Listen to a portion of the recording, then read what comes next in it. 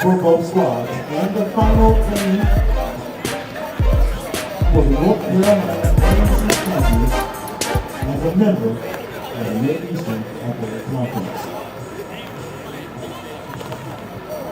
Let's meet the starters from Coppin State University, located in Baltimore, Maryland. Leading off in left field is number 9, Matt Day. Batting second is center fielder, number 34, Darren Hagan. Batting third at second base, number 3, Eddie Javier. The cleanup hitter is the first baseman, number 13, Connor Walker. Batting fifth will be the catcher, number 25, Mike Dorsey. Batting sixth, the designated hitter, number 22, Torrin Smith. Batting seventh at third base, number 21, Grant Williams. Batting eighth at shortstop, number 23, Devin Dial. And batting ninth in right field, number 2, Brandon Watkins. On the mound for the Eagles, the left-hander, number 4, Tim Rafino. The Eagles are led by head coach Sherman Reed, associate head coach Matt Gruden. They're assisted by Giovanni Zerabo and Aaron Todd.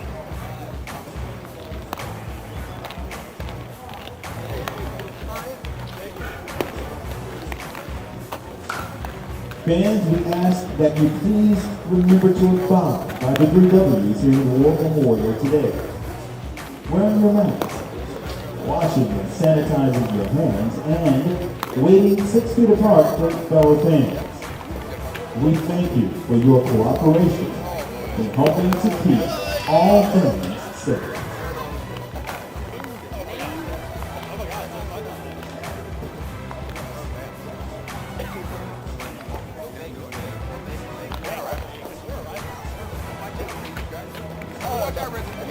Ladies and gentlemen, at this time, we ask that you all please rise.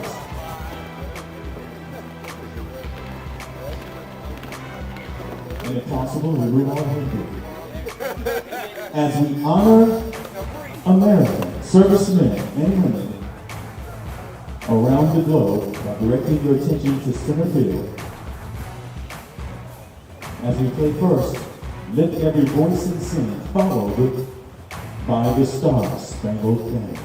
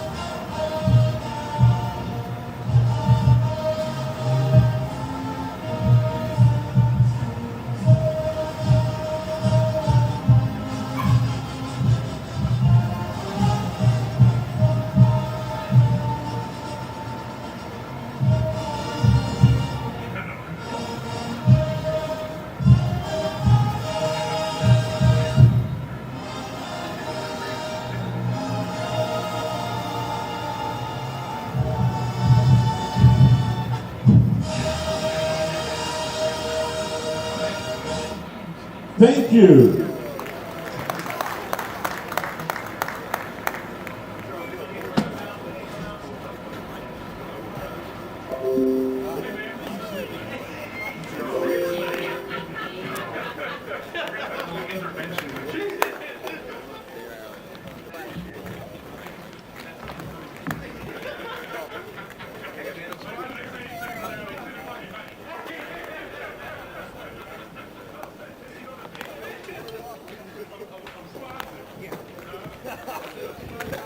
Bring them out, bring them out, bring them out, bring them out. It's hard to yell when the barrel's in your mouth. Bring them out, bring them out, hey. Bring them out, bring them out, bring them out, bring them out, hey. Ladies and gentlemen, welcome to War Memorial Stadium for the final game of the season. And the Aggies' final game as a member of the Ncats.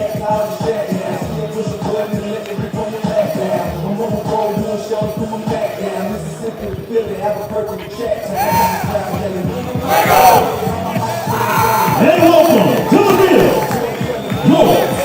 North Carolina A&T.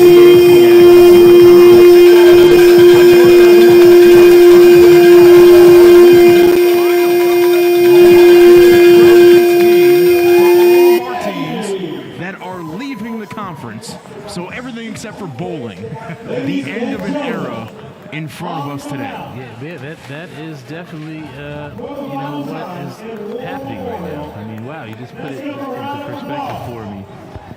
That this is the last official MEAC competition for North Carolina A&T State University, an institution that I think pretty much founded the Mid-Eastern Athletic Conference. Yes. It was probably the administration in the early 70s that pushed for the change from the CIAA to the MEAC. And really cool moment out on the mound right now is Michael Johnson, who of course unable to pitch after a couple weeks ago where we saw him get injured, and so Leon Davidson, his roommate for the last 5 years, coming out to get him, also injured, unable to throw, and so yeah, those guys, man, really cool going on right out there right now. Aggies out there looking pretty, man, and their Sunday whites, even though it's Saturday. But yes, Michael Johnson, Leon Davidson just pitched their behinds off for this program for the last 4 or 5 years. Those kids are, we can't call them kids. They're young men that are prepared for the game of life, excited to see what they're going to do after college. So really cool moment out there. Chance for Mikey to get taken out by Leon, and now Derek Martinez will go ahead and start warming up. Leon getting some practice as a coach, going up to the Madison Mallards. He's going to go coach with Ryan Stanley. In just a few weeks, and really awesome of Coppin State to also A, allow that to take place, and B, to be up and clapping and be appreciative of that. Of course, the Aggies allowed Coppin State to go ahead and honor their seniors yesterday because their senior day was canceled due to COVID. So just all around, a lot of respect between both programs, and it's been a fantastic weekend of baseball here at War Memorial Stadium. But with all the fanfare and everything else going on, we still have a baseball game that needs to be played. No doubt. 9 innings, and we'll take you through it right here on NCATAggies.com. Yeah, man, Martinez, an Aggie arm of the future, a local Ragsdale guy. We've seen him throw all year, step in for Ethan Chavis as that number 2 starter for the Aggies. Aggies having a lot of arm problems this year, having to battle through. That's probably one of the primary reasons for why we're not going to see our Aggies in the tournament this year. But yeah, look to see Martinez come out today and finish the season strong for his Aggies. Derek Martinez out on the hill, as you mentioned, the freshman, a 5.95 ERA, 1-5 on the season, 10 games started, 13 appearances, 42 1/3 in the books, 43 Ks to 30 walks. Hitters batting .302 against him.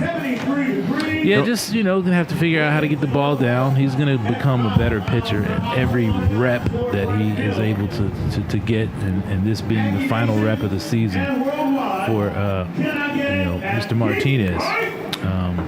Yeah, look to see him jump in that starting rotation next year. I thought he was pretty solid, as a starter. But you never know who we got coming in, the arms we got coming in. We said we're going to talk a little bit about that today. Yeah. Yes, talk about some of these Aggies we've signed. Let's see how Mr. Martinez starts this game out. It'll be Matt Day into the batter's box to start off for Coppin State, and he watches strike one go by. It'll be Hagan behind him with Javier, Walker, Dorsian hitting fifth. In the sixth hole, DHing, it's Torrance Smith. Grant Williams batting seventh. That one left upstairs, 1-1. Dial hitting eighth, and the right fielder Watkins will bat ninth against the southpaw Martinez. Little dribbler that'll roll foul, and Coppin State head coach Sherman Reed with the play back in action after his ejection yesterday. Yeah, he was a little frustrated with that strike zone. And, you and I actually agreed with him. We felt his complaint was valid. Yeah. I've been talking about it all year, though. It's kind of been... Yeah, you haven't been shy. Constant conversation. I mean, you and Coach Reed could probably be really good buds. I'll tell you what, me, Coach Reed, Coach Hall, all the coaches across the nation. Yeah, maybe you should share an energy drink with them and see how that goes. Yeah. I'm definitely an advocate for figuring out how we can help out umpires. You've heard my suggestions. Just a few of them. So the count runs full here on Day, who's hitting .255 on the season. Swing and a miss. Martinez starts off with a strikeout today. And the Aggies in business in the all-whites with the Sunday white cap on Saturday. Yeah, again... I advocate for electronic SIDs. We talked about the uniforms on Friday and how... We also spoke about them yesterday. Well, I was going to say, Coppin, they've got those away grays, traditional, look really, really nice. We gave them a draw. At least I gave them a draw on game one. Yeah, I think the hat takes A&T above. Man, you stole my comment. Listen, I led you into the comment. I was getting ready to say I'm going to give the Aggies the nod with the Sunday white hats, but you beat me to it, Spence. Hagan with a single that flared in to center, so the Eagles with a base runner over at first, and it will be Eddie Javier, who's batting .280 on the season, up to the plate. 4 freshmen in this lineup for Sherman Reed and the Eagles, a very young ball club. Yeah, Coppin State Eagles just trying to figure some stuff out. This is the last look. Oh, we got a nice little pickoff. The throw is in time. And Martinez taking advantage of that lefty pickoff move and getting the job done. That was a close play. That was a close play at second, even though he picked them off. Again, another note for replay. Because I thought the throw and the tag were down early enough. It was fine. Yeah, but we don't know. No replay. Williams over at third. The throw is in time. And that'll do it for Coppin State here in the top of the first. We head to the bottom half of the frame on NCATAggies.com. And drive weekend. The MEAC is embarking on a year-long celebration of its 50th anniversary under the banner of the theme, A Golden Past, A Glorious Future. The conference will open the year with a selection of the 50 greatest moments in MEAC history, and with a selection of all-time teams for each of the MEAC-sponsored sports, with Hall of Fame recognition and with historical fanfare to the student athletes, coaches, and administrators who have helped to mold the MEAC into the great conference that it is today. The year promises to rekindle the love fans have had for the MEAC for 5 decades. Yes, the past was golden for the MEAC, and the future promises to be glorious.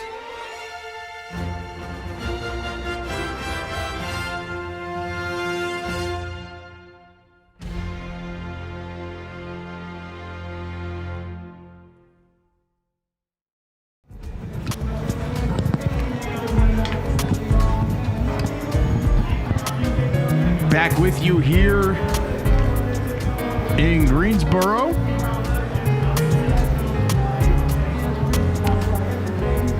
North Carolina A&T and Coppin State tied at 0. Yeah, so far, good start by the Aggies. Now it's time to put some runs on the board. Again, yesterday being officially knocked out of the MEAC tournament. This is a game for fun and for pride, and a couple things on the line, like we were talking about the team batting titles on the line today. I think Camden Williamson might run away with it, but we'll see. We got Justin Williams fighting for the title. Justin Rodriguez fighting for the title. A lot of exciting stuff here. Yeah, plenty still going on as Tony Mack will get us going.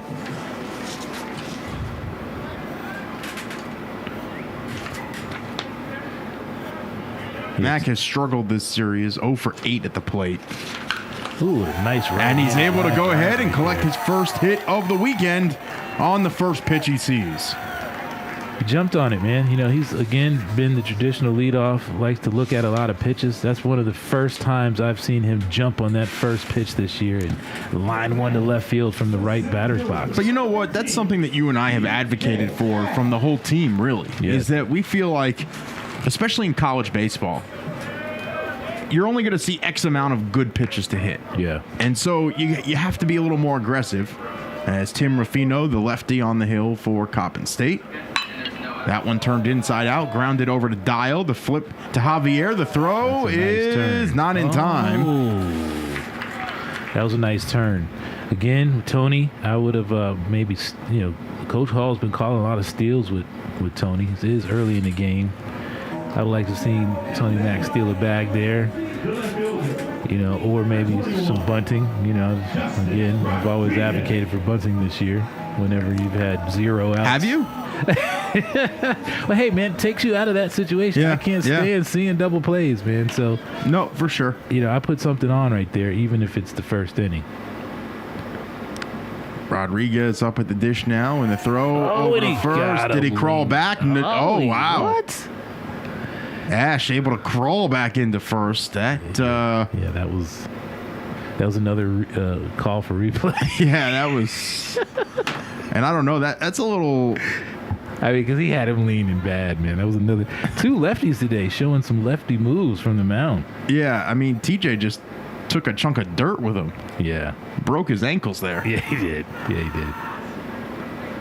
Those lefties.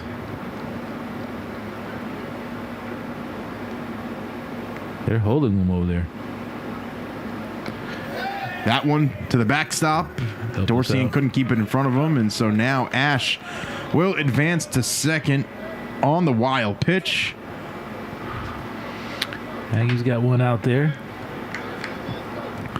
So a runner in scoring position for Rodriguez, who's hitting over 350 with runners in scoring position. Yeah, Rodriguez just having a solid season this year. Just really hit the ball pretty much the entire year. Breaking ball misses high. See if we can get his stat line up here. 5 for 11 on the weekend.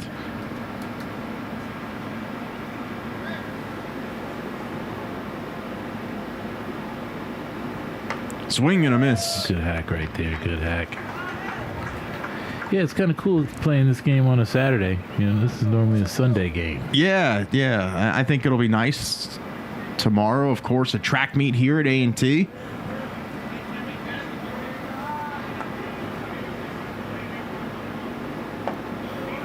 That one misses low. Good looking pitch right there. So 2-1. Now 3-1. And really wild to think that this is the last MEAC conference game that will be played on this campus. Yep. July 1st, of course, North Carolina A&T officially becomes a member of the Big South, which I know is a highly anticipated move for many. Yeah. Yeah, it's again, that's another debate that people have been having on, the positives and negatives of that transition. One of the positives is this streamcast.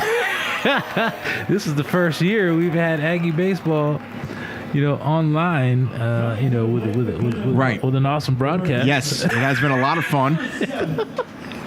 And next year it'll be an ESPN Plus broadcast. And so the test run to get all the kinks worked out has been complete. I think that we've flushed out most of what needed to be worked out. You and I have been able to build up a rapport here in the broadcast booth, and it's been a lot of fun. And obviously it won't be a home slanted broadcast next year, the way it's like a home TV broadcast this year, where we're able to have the level of caffeine ingested and muddled fruit and complaints about umpires and whatnot, but Right. But we won't be able to cheer. And the coverage and will be pull. reciprocal. So now A&T will have every game streamed, Right. no matter where they are. And that's the biggest difference is, we're streaming with video, but a lot of other schools in the MEAC aren't. Right. The Big South, it's mandatory. So, and it's not just for baseball. Yeah. It's for every sport with the exception of golf. I believe tennis might also be a partial, like you try and do some, you don't have to do all. But other than that, every single event is going to be streamed in some way, shape, or form. And the only reason why golf isn't is because it's such a hard sport to stream because of internet capabilities Right. and those type of things. So the access to Aggie athletics is going to be wide open as Williams will swing and miss at that changeup, and that'll be 2 outs. Brings up Dustin Baber, who's hitting .294 on the season. On the weekend, he's 3 for 10. And that's the biggest difference from our side of things, is that there's going to be unprecedented access to Aggie athletics at home and on the road. Yep. And I think it was really great for the fans this year, knowing that for most of the games they couldn't be in attendance because of COVID-19, that there was coverage available to them. Right. And that they were able to see their teams even during a terrible, terrible time. Yeah, no doubt about it. I mean, we've gotten the text messages and the tweets and all of the other postings out there, telling us how much people have enjoyed, getting a chance to watch, Aggie baseball this season. So, all Aggie fans of all of our sports will get a chance to see the Aggies compete from here on out. That is definitely exciting. Definitely. Plus, listen, the MEAC has been good to A&T. Don't take this the wrong way, but you're taking a step up. The level of competition is going to be better as Baber is able to send this one into right center field. The throw will get cut off, and A&T will score first as Ash will cross home, and the Aggies will take a 1-0 lead. But the level of competition is going to take at least a step up in baseball and in a bunch of other sports as well. Yeah, I was going to say in golf, tennis, baseball, softball, it's going to get a little tougher for the Aggies. Track and field. Oh, golf in some respects, yes, but also you don't have to face Augusta anymore. Right. So for the men's program, right, definitely, yeah. Yeah, so that's a trade-off. Yeah, that's a wash. That's true. In fact, you're right. Golf, a wash. If not, we get. I'm not going to say a step down because Augusta was the primary competitor in the MEAC, but yeah, instead of having one team that you've got to contend with, it's going to be about maybe multiple 5 or 6. teams. Yes, but now at least the championship won't just be handed out before the season. True, that's true. Augusta was a national. Ooh, nice play. Williams able to track that down and end the inning. And so A&T scores 1, Strands 2, and we head to the top of the second on NCATAggies.com.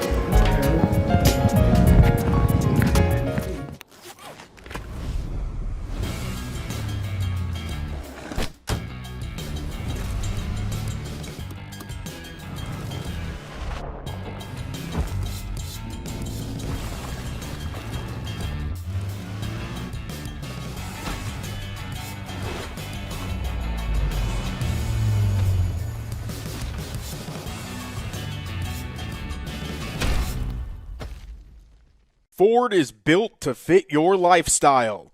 Check out the great offers on the vehicles that'll help you win the day at buyfordnow.com. Learn why they're built for victory and built for the Carolinas. Contact your Carolina Ford dealer, proud sponsor of the North Carolina A&T Aggies. That's the real deal. Old school energy drink right there. Hey, B. Back with you here in Greensboro. North Carolina A&T leads it 1-0 against Coppin State as we are now in the top of the second inning. It'll be Walker, Dorsian, and Smith for the Eagles.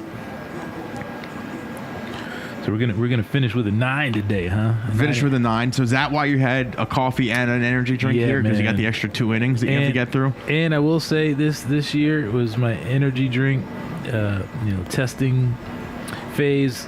Yeah, have you And, picked one that you're going to go with next year and just order like a crate or a pallet to the house? I'm gonna tell you what, man. I'm going out there. I'm getting some sponsors, man. I'm getting a sponsor. That you're going to have to call Carl Hairston. He'll get the broadcast sponsored by an energy drink, and we'll be good to go. Yeah, today I'm drinking Rain Total Body Fuel.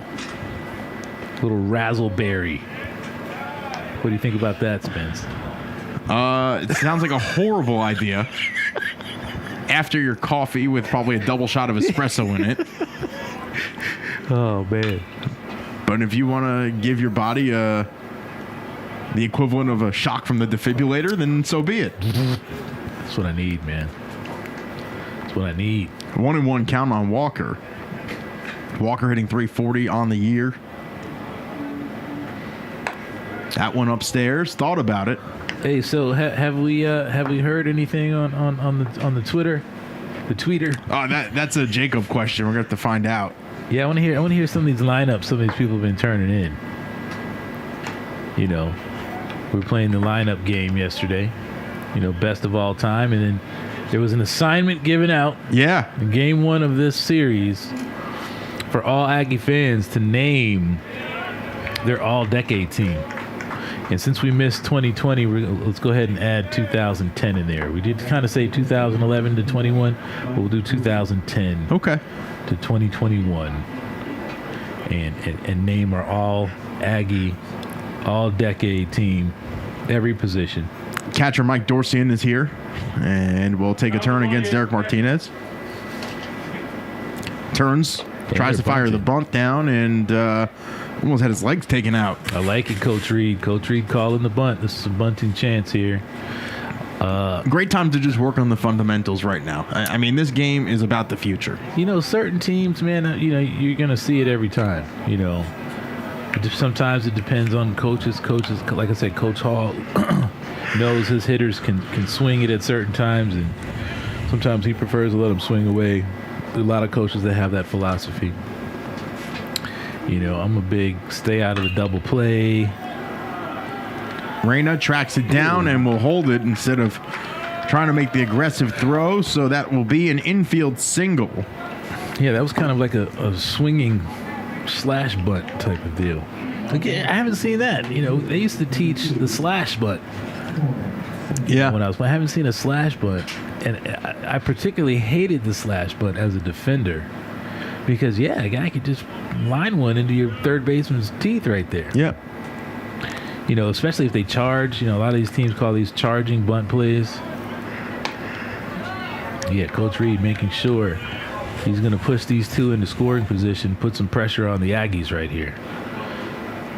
Failed to mention it is 73 degrees at first pitch, partly cloudy here on the east side of Greensboro.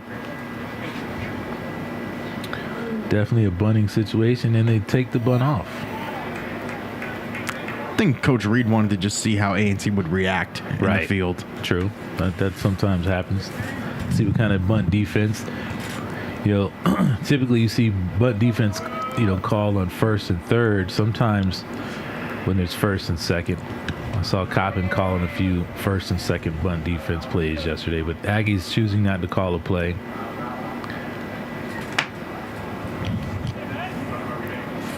Torrin Smith, batting .260 on the season, has 9 ribbies. DHing today. And Martinez will step off. Yeah, this is a situation. Eagles threatening. Trying to keep it close. Again, this game is for pride. And for the bus ride home. The Coppin State Eagles want to try to pull one game out of the series. Grounder. Reyna can't get there. And everybody will just move up one station. Yeah, Aggie fans will give you one more opportunity, give you another inning or so, get your team together, your all-decade team. I named a few yesterday, kind of moved some guys around, though. Grant Williams, the third baseman, will now hit with no outs and the bases loaded. Hey, good chance for some stats right here, some ribbies. He'll watch strike one go by. Yeah, good opportunity to evaluate Mr. Martinez, see how he works through situations like this. You've got a tough situation. Bases loaded, no outs. Got to execute some pitches here. You know you've got Ryan Stanley behind the plate that can help block those balls just like he just did. So you can spin some in the dirt if you're ahead. That does make it easier for you, knowing that you have a backstop like Ryan. And the fact that you can go ahead and take some chances. Yeah. You got to now with the bases loaded. That one misses as well, 2-1. Yeah, as a pitcher, you're just trying to hope you roll one right here, see if you can, bigger guy in the box. Big guys don't like breaking pitches, man. I give them a steady diet, see if I can get that ground ball, induce that ground ball that you need. That one popped up in foul ground. Still in play, out of play. So it is early. Yep. Are you willing to trade 2 outs for 1 run here, or are you making the play at home? You know what? 1 run doesn't bother me this early in the game, So I go the other way with it.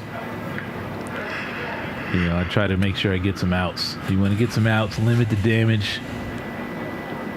Aggies have proven, they can come back and win some games in the bottom of the 9th. We've seen a lot of not a lot, but a few walk-offs this year that were pretty exciting. Thursday. Yeah, that was an exciting walk-off. My favorite, though, I got to go with Elon. First game of that Elon series. Yeah, that was a good one. Coach Hall sending the runner, play at the plate, safe to win the ball game. That was pretty exciting this year. Oh, we get the double play ground ball. Can they turn it? Mac, Reyna, the throw. No. So only 1 out and 1 run scores. That was it right there. That was the double play opportunity that we were looking for. Good turn by the middle infielders. Big man for the Eagles just beat it out. Number 23, Dial. Brings up Devin Dial. Drives in a run. 205 average on the season.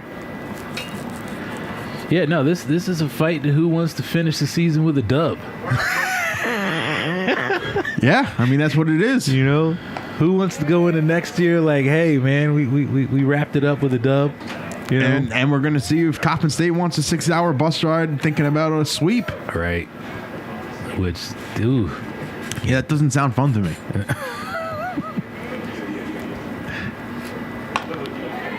Check swing. Did he go? No. So we're tied at 1.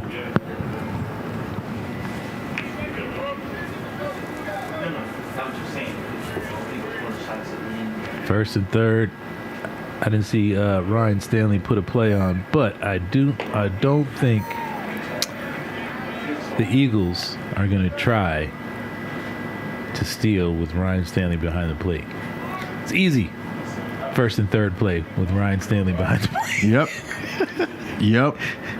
Just let the guy steal and get thrown out. That's the play. Yeah, I don't think there's really much else to add to that. Right. 1 away here in the top of the second. That one to the backstop. Runner goes. The toss is not in time. Oh, Martinez okay. That was a tough defensive play. Hustling off the mound for PFP. And so Dorsian will go ahead and score. Smith will advance. Check that. Williams will advance to second. And that means the Coppin State takes a 2-1 lead here early in this ball game. Yeah, just one of those that got away from him. And from the battery, from Martinez and Stanley. And it's a benefit of having runners on third base. Sometimes those pass balls charging. Williams, the throw on the run. Nice. In time. Great play by Jay Will right there. Charging, throwing, delivering a good controlled throw to first base for the out. Brandon Watkins will now bat against Martinez with 2 outs here. 243 hitter on the year. 8 RBIs, has 1 runner in scoring position as Williams will stand on second. Yeah, see, little stuff like that is what all both of these teams are going to work on today. How do I get that runner from second base to home? See how creative they get. Try stuff, push bunts. Oh, another pass ball, Martinez. The throw down to third. Oh, Ryan Stanley almost Not in got time. him.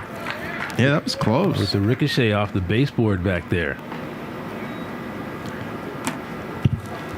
That happened yesterday, too. It did. And he threw a guy out. Really nice play.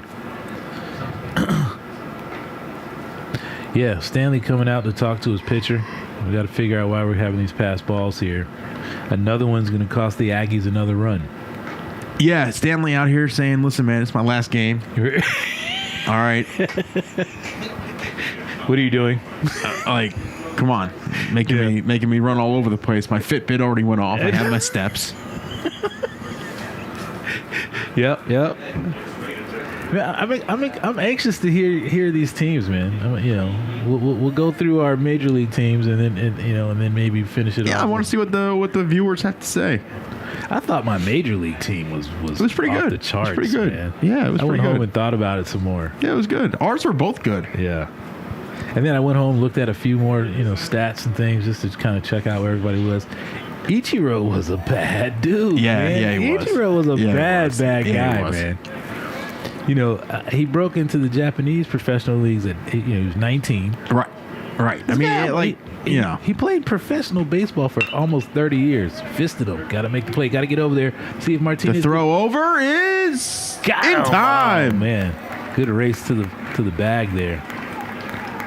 That'll do it for the Eagles in inning number 2. 2 runs scored by Coppin State. We're back after this on NCATAggies.com. Shooting for a new career? Join the Grand Furniture team today. At Grand, we're looking for passionate winners to fill some key positions on our floor and in our warehouse and offices too. If you're a friendly, hardworking pro with your eye on the ball, don't pass up this grand opportunity. We offer competitive pay with full benefits, and since 1947, we've been your local hometown team. You know the next play. Get in the game and click on careers at grandfurniture.com.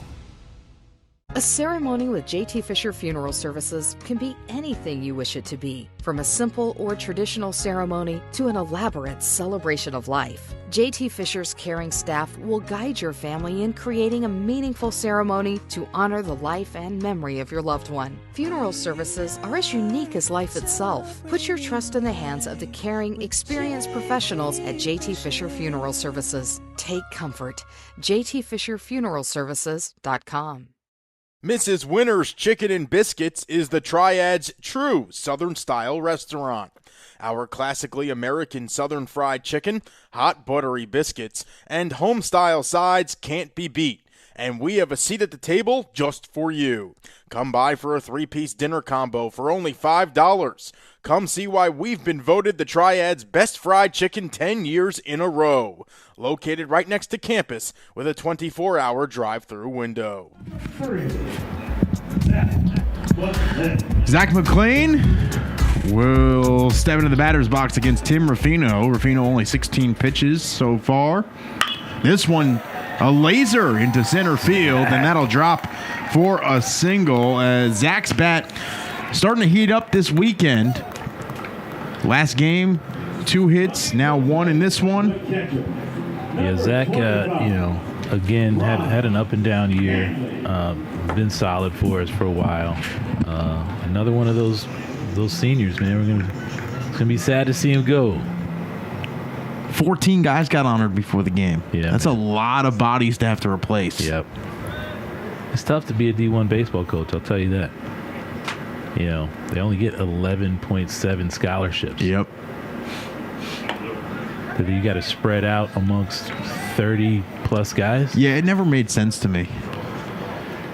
Yeah, it's it's tied to equity, and if you're a football playing school and you've got at the FCS level it's 63 scholarships, right? Then and you have to raise the money for all of them. It's not like you just get a tuition rebate, right? But I mean, if you're FBS, then I think it's like 80 something. 85, I believe, full scholarship. So you've got to offset that, due to Title IX and have, equitable amounts of, scholarships for the young ladies. And baseball is one of those sports where, 11.7 kind of makes it equitable. Right. Hey, everybody's got the same circumstances, No doubt. It definitely makes it tough on head baseball coaches when they've got to figure out how to help these young men pay for school. So Stanley with the K, and now Alex Reyna is up at the dish.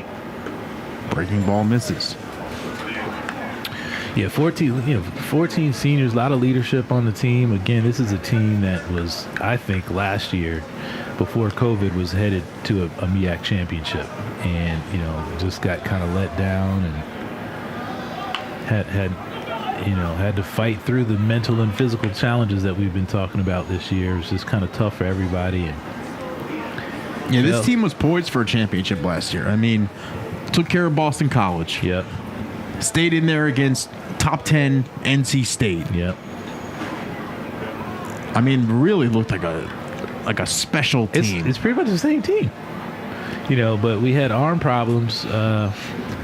Throughout the year, we had a lot of arm problems just, due to, again, those challenges.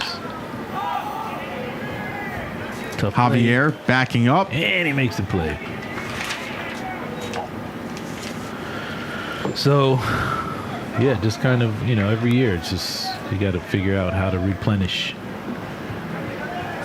We'll talk a little bit about how Coach Hall and Coach Sanchez are two coaches during that time frame, from 2010 until now, how they were able to at least pull out one championship in 2018. Well, I know Coach Hall has decided to go down to Florida to try and help replenish the talent pool here. Yeah. Went down and grabbed a catcher and a couple of big arms. Well, again, Division I baseball, you're going to have to go out of state. You're going to have to. And, for the last, again, through this decade, I will say, 2010 until now, we've had baseball athletes from all over the nation, which is something that we did not have here in Aggie Land for the longest. Primarily most of the baseball athletes came from North Carolina, surrounding states, maybe South Carolina, Virginia. I was a Georgia kid that came up here, family legacy kid. But now, I mean, we've had, kids from California, kids from Michigan, kids from New York, New Jersey. And I don't think we could discount the fact that means you have to pay out-of-state tuition. Right. Well, people value, an Aggie education. Right. And you get a chance to, again, to compete at the D1 level. So it's a great opportunity at any Division I school. It is the highest level in just about every sport, although there are some very, very scary D2 programs. Yes. There are. In all sports. there's a bunch. In fact, you don't want to go messing around with the powerhouse D2s. Shoot, there are some in D3 that are insane. Man. I mean, what was it? St. Thomas up in Minnesota, that football program. Now they're going D1. Yeah. And, so there's reclassification. You got some. We mentioned Hartford yesterday going down, and Savannah State obviously left the MEAC and went down, and Winston went up and down. Oh, yep. In the span of about 3 years. Yeah, it's tough. You got to have a lot of resources, a lot of support. And that's why you and I talking yesterday, as Mac will walk. We got to throw in AggieBoosters.com right there, Spence. Yeah. Aggie fans, visit AggieBoosters.com, to help us transition to the Big South. We're going to need your help. But, we were talking yesterday about Virginia State, Kentucky State, Chicago State, and 2 of those 3 are Division II. The other one is a Division I that is in some desperate financial straits, and that one popped up near the Coppin dugout. Williams will look at it. Go out of play. And those schools, if you're going to make the move, you have to understand how much money there really is involved in this, because it is a much less expensive proposition to go at it at Division II or Division III than it is at Division I. Period. Those are the facts. And you have to make sure that if you're going Division I, that you're not only providing enough money to just do it, but you have to do it well, because if not, then you're going to lose money because no one's going to be interested. Right. Yeah, no, it's interesting. I mean, for all of those sports administration majors out there, it's definitely become an interesting field to be a part of, especially as the sports and entertainment industry expands. People are looking to get back to normal action. Hopefully COVID-19 is on its way out. Yeah. Like this baseball season here, and we can start preparing.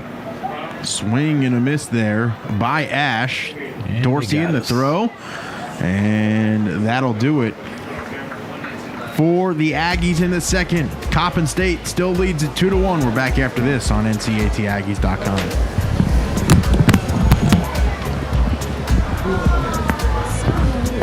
Funeral services can be anything you wish it to be, from a simple or traditional ceremony to an elaborate celebration of life.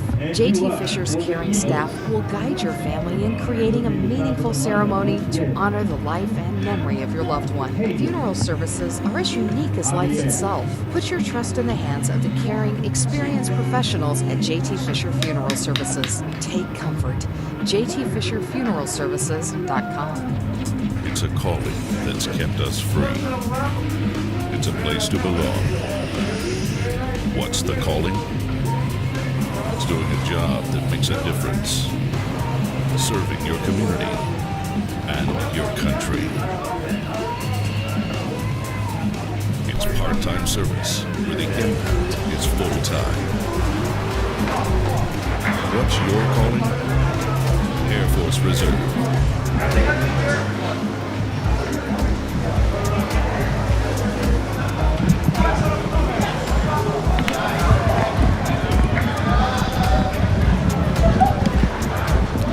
Back out at War Memorial Stadium, each team with 3 hits. Coppin State 2 runs, North Carolina A&T 1.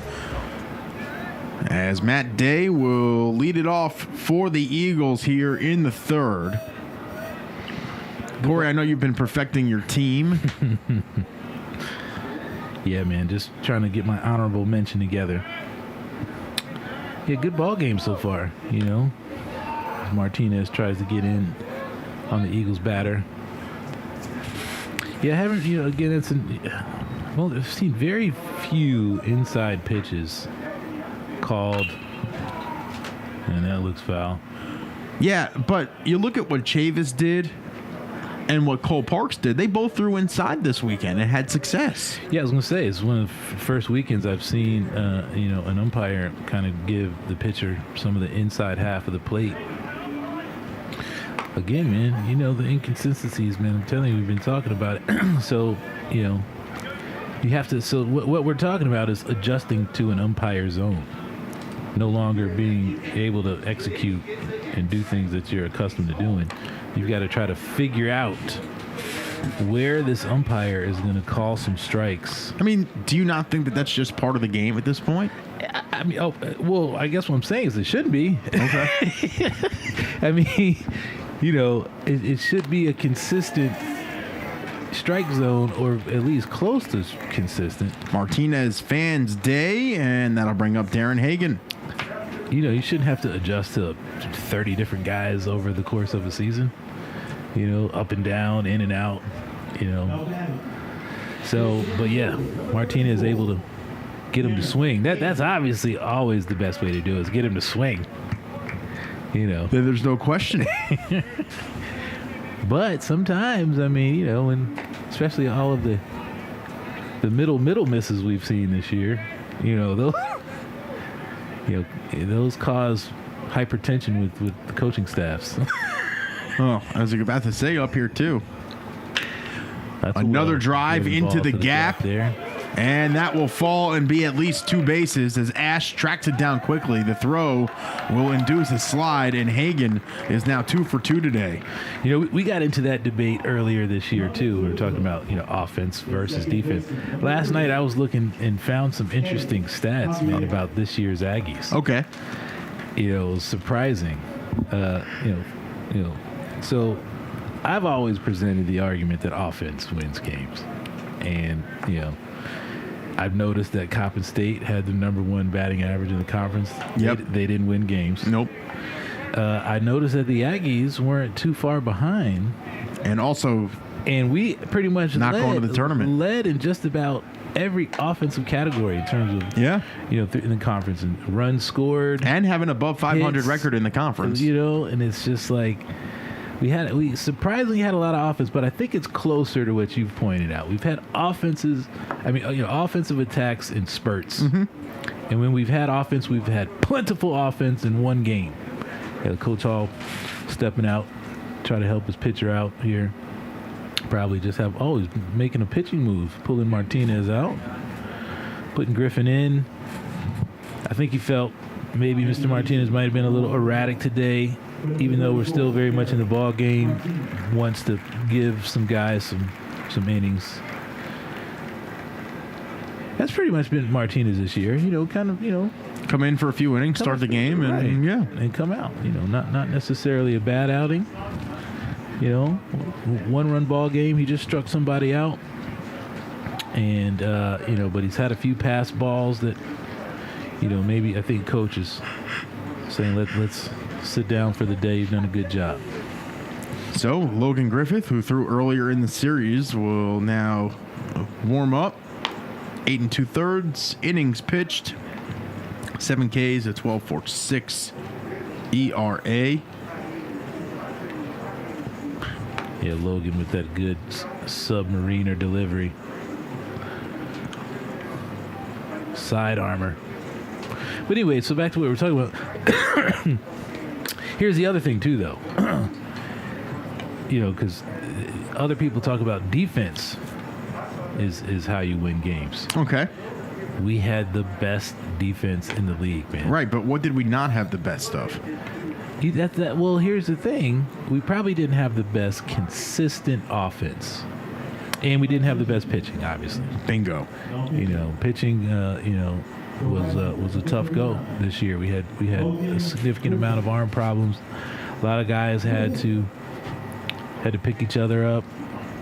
You've got some other younger arms on the staff that Coach Hall, you know, probably is going to groom for the future. Used a few times in certain games, but maybe not in closer ball games, closer contested games.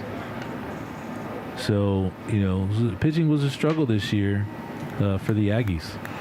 Logan threw an inning yesterday, had a K. No hits allowed, so we'll see what the side armor can do here. It's a 1-0 count on Eddie Javier, who's 0 for 1 today. Darren Hagen is over at second base.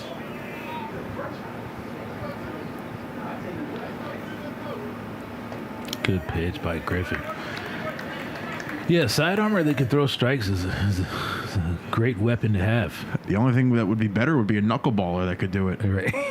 You don't see many knuckleballers anymore. Not in college. Yeah. You know, I actually used to catch for a knuckleballer back in high school. Really? Yeah. Oh, and it was filthy. Yeah. Oh. Yeah, I tried to drop down a few times just to kind of test it out. I could throw strikes, but it really takes a special kind of pitcher to do that. I mean, you're digging your fingernails into the baseball. Yeah. I mean, it does not feel very comfortable. Doesn't feel comfortable, and you kind of almost you have to push the ball. It's a weird type of motion.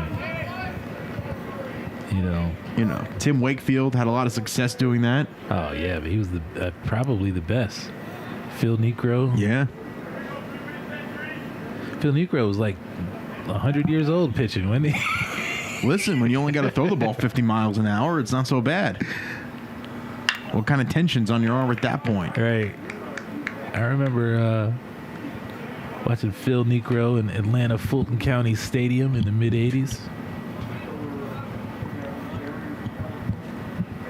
Yeah, I don't think we've seen a knuckleballer in years here. Yeah, Tim Wakefield is the last guy that comes to mind. I will say, I got a pretty unique story.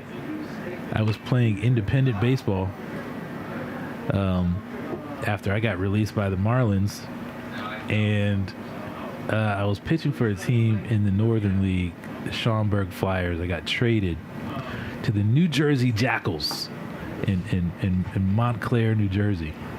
And I replaced a knuckleballing Mark Lemke. Interesting.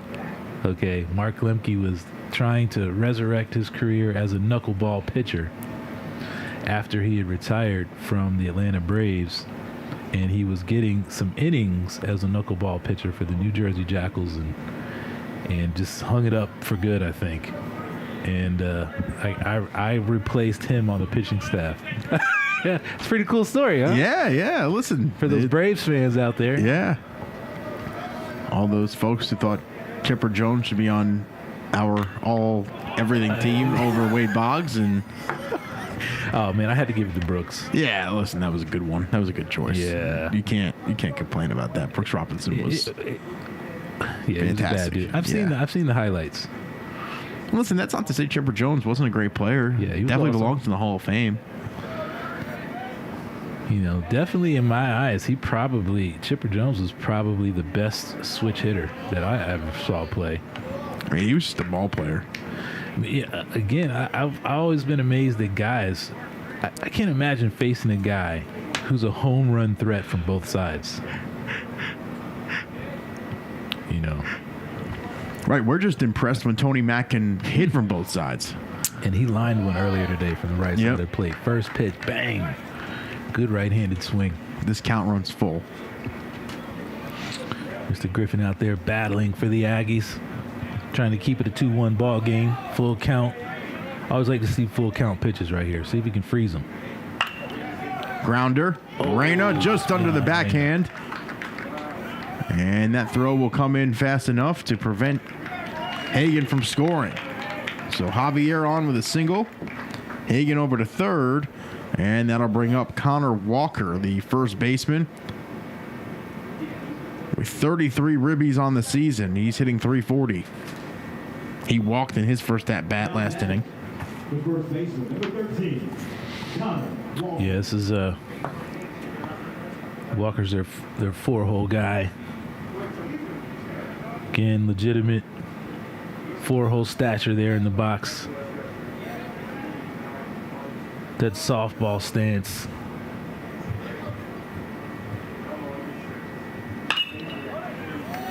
Let's turn it. And the 5-4-3 double play to end the inning. Right. So North Carolina A&T able to keep this a 2-1 game. We'll be back after this on NCATAggies.com. Shooting for a new career? Join the Grand Furniture team today. At Grand, we're looking for passionate winners to fill some key positions on our floor and in our warehouse and offices too. If you're a friendly, hardworking pro with your eye on the ball, don't pass up this grand opportunity. We offer competitive pay with full benefits, and since 1947, we've been your local hometown team. You know the next play. Get in the game and click on careers at grandfurniture.com. A ceremony with JT Fisher Funeral Services can be anything you wish it to be, from a simple or traditional ceremony to an elaborate celebration of life. JT Fisher's caring staff will guide your family in creating a meaningful ceremony to honor the life and memory of your loved one. Funeral services are as unique as life itself. Put your trust in the hands of the caring, experienced professionals at JT Fisher Funeral Services. Take comfort. JTFisherFuneralServices.com. Mrs. Winter's Chicken and Biscuits is the Triad's true Southern-style restaurant. Our classically American Southern fried chicken, hot buttery biscuits, and home-style sides can't be beat. And we have a seat at the table just for you. Come by for a 3-piece dinner combo for only $5. Come see why we've been voted the Triad's best fried chicken 10 years in a row. Located right next to campus with a 24-hour drive-through window.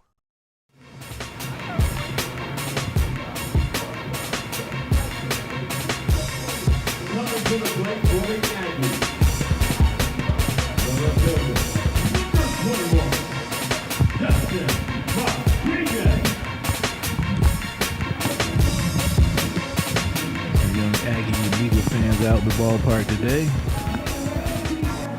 Nice day for some baseball here on the east side of town. I will say this, for the last month or so, it's just been perfect baseball weather in my eyes. Yeah, it really has. Earlier on this year, it was some blustery, windy days that were some challenging days to play baseball, but April to May, man, it gets nice around here.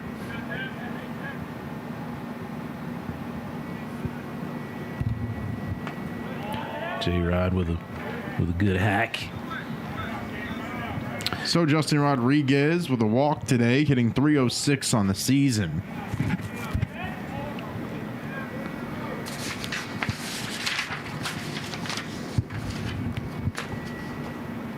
Swing and a miss, and that will send Rodriguez back to the dugout. Jay Will. So where are we at in this batting average battle here? Let me see what I can find. Pull that up for you. Hold on 1 second. The wonders of because Justin, the iPad. Justin Williams has been he's been our home run guy. So Camden Williamson 313, and this is all heading into today. Okay. Rodriguez before the K 306. Everybody else under 300. So it's really a 2-horse battle here. Gotcha. Between Camden and Justin. All right. But we'll see.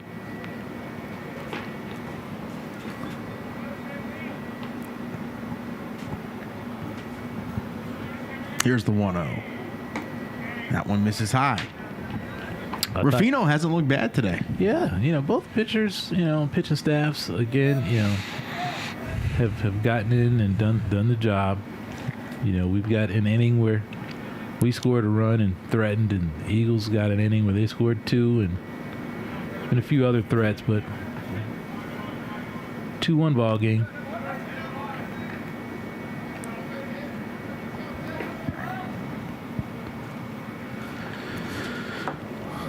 All right, so before we get into, are you finalizing your all-everything team? Well, my all-everything team for the Aggies, I'm going to present the next inning or so, but I'd like to just kind of talk about my all-major league team again. Okay. Just to put it out there, give you some rationale. Okay. My catcher has to be Mike Piazza. Right. We agree. Just due to the offensive. Oh, we got a plunk. Jay Will got plunked. Aggie base runner with 1 out. Brings up Dustin Baber, who flared a single in his first at-bat. So Piazza, offense and defense, was just an absolute stud for his entire time, and is probably the best catcher. There's been a bunch really, really good catchers, but he, in my opinion, had all of the tools. Great baseball player. First base, I go Babe Ruth. He was such a, amazing player. Was a pitcher at one point.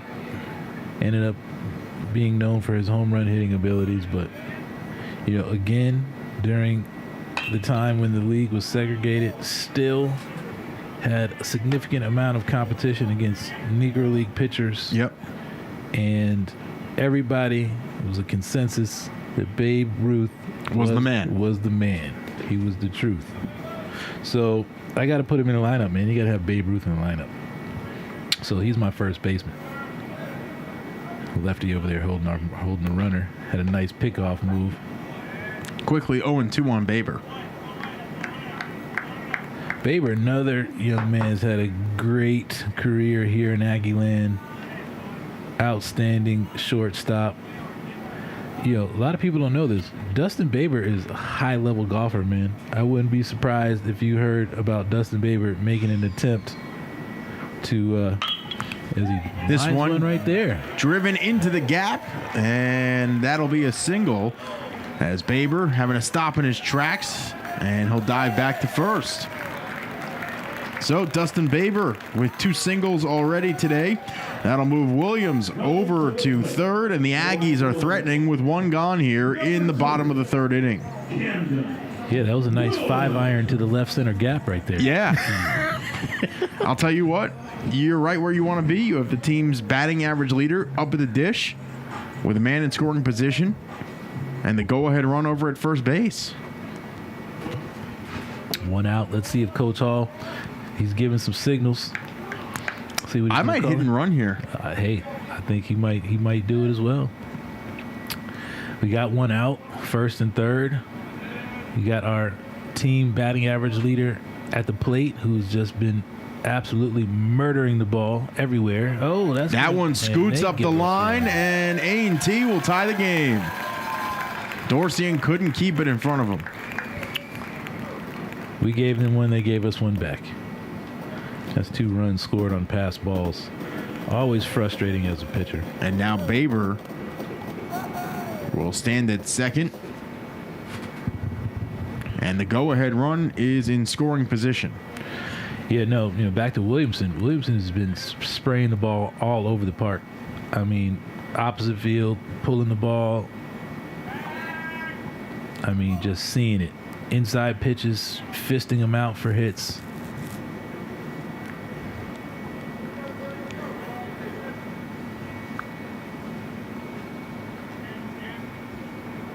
See if he can drive in a run here. Good pitch right there. Good get me over breaking pitch right over the center of the plate. Yeah.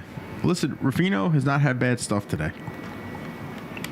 I know his ERA a little high in 8.47 at the moment, but this one skied.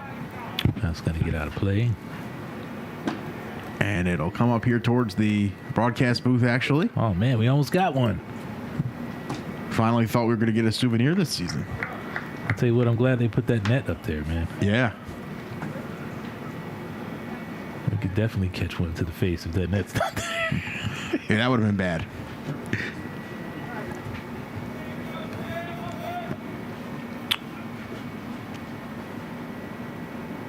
There's another hard hit ball by Camden Williamson. Nice shot into right field. Williamson will hold at first. Baber over at third. And the Aggies threatening yet again as Camden Williamson trying to secure that team batting title. Oh, man. Hey, look, I think he wants it. He heard us up here talking about it. Just seeing the baseball for the last few series. His batting average was near 200 at one point this year. So that means he's been hitting the ball for a month. Really, really well. Now Zach McClain is up at the dish. He is 1 for 1 today. Williamson, big lead over at first base. Have to be careful, though, with a lefty on the hill. Yeah. He's emerged as a base stealer. I mean, he can, the bags that I saw him steal yesterday, it wasn't even close.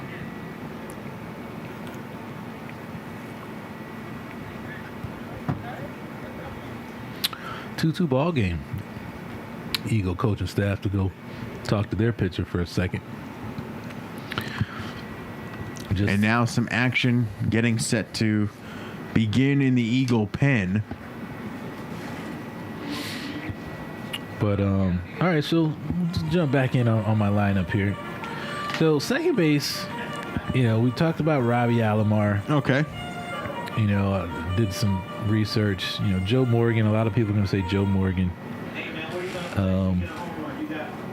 But me personally, this is when my pitcher mentality comes in. I thought Robbie Alomar was the superior defender. I mean, he was really good. Really good. Yeah, no doubt about it. He was good. He was exciting to watch. Had an unfortunate incident with an umpire. Yeah. That was, controversial. It was somewhat of a stain on his career. But other than that, man, he was phenomenal. A phenomenal second baseman on those Blue Jays teams in Toronto. Is what I remember seeing when he first got in the league. So, yeah, I mean, he was great with Cleveland, too. Yeah. So I got to go Robbie Alomar, one of my favorite players. Third base was a challenge. We debated it up here. It was hotly contested up here for a little bit. And we got Camden Williamson with a steal, and they're going to try to throw him out. And he's in there. A stolen bag.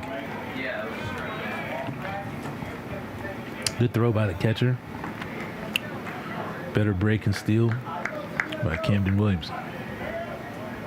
But yeah, Brooks Robinson, again, a little bit before my time. Probably, 60s. But I've seen the film. The separator for me, from Mike Schmidt and Wade Boggs and Chipper Jones was the whole ring conversation. Right. Brooks has 2. Everybody else had 1. That was it. That's what you decided to go with, and I respect that. And I just saw him make some phenomenal plays in the highlight reel. And as a pitcher, I would have loved to have had Brooks over there on the hot corner. Yeah. So he made my lineup. I had to go to the Wizard on the shortstop because I remember just tuning into games. I wasn't a Cardinals fan, but I watched some of those postseasons. I mean, the guy used to do backflips going out to the position. Listen, I think unless you're a Cubs fan, it's hard to dislike the Cardinals. Like, right. And it's just because Cubs fans are generally jealous. That's true. That's a good point. That is a great point. But yeah, definitely the Wizard, man. Just I heard stories about my dad. They said my dad was a bad dude here in Aggieland, and Ozzie Smith, was a comparison. So I gotta go with the Wizard. I think that's a great pick. I really do. Didn't really have the power that some of the guys like Jeter and Alex Rodriguez and Cal Ripken's. Cal Ripken would be an honorable mention for me. Ooh, that's a well hit ball by Ryan Stanley. That one will get down, and A&T will score 2. He's gonna go for 2, and he's out of there. Good throw by the defense. Both runs are going to score. So, Stanley, though he got thrown out at second, got the job done. It'll be a single and a put out. And we'll be back after this on NCATAggies.com.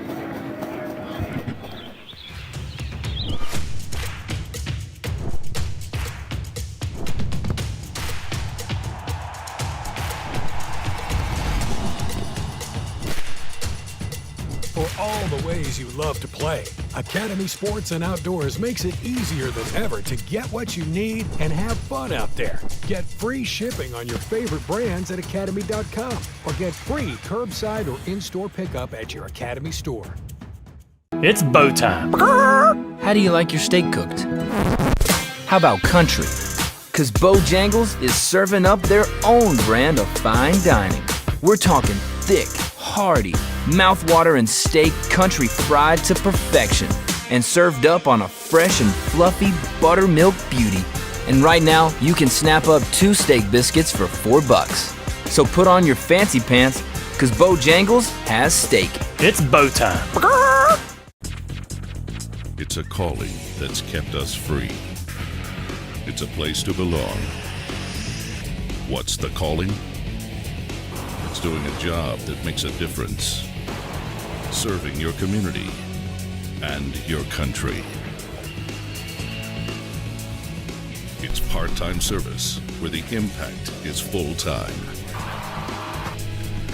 What's your calling? Air Force Reserve.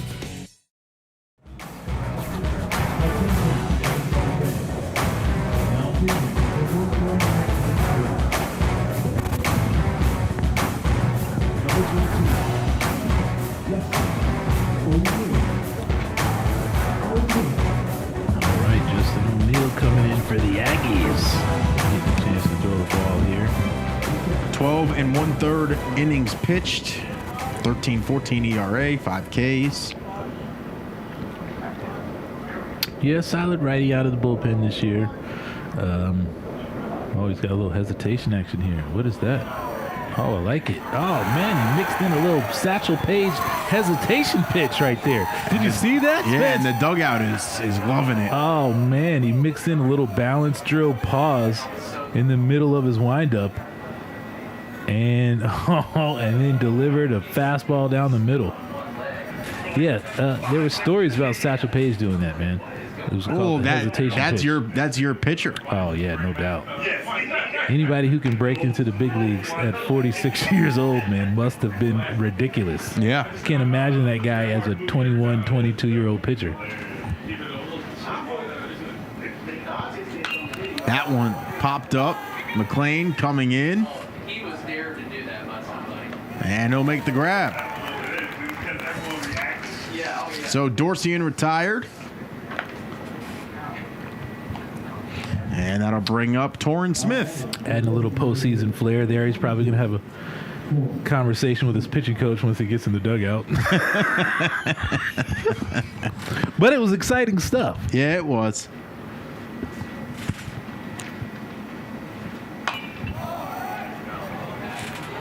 That one fouled out of play. Out of play. It ended up being a really nice day today. Yeah, no. Finally. You gotta love days like this. So this is a great day to go play some golf.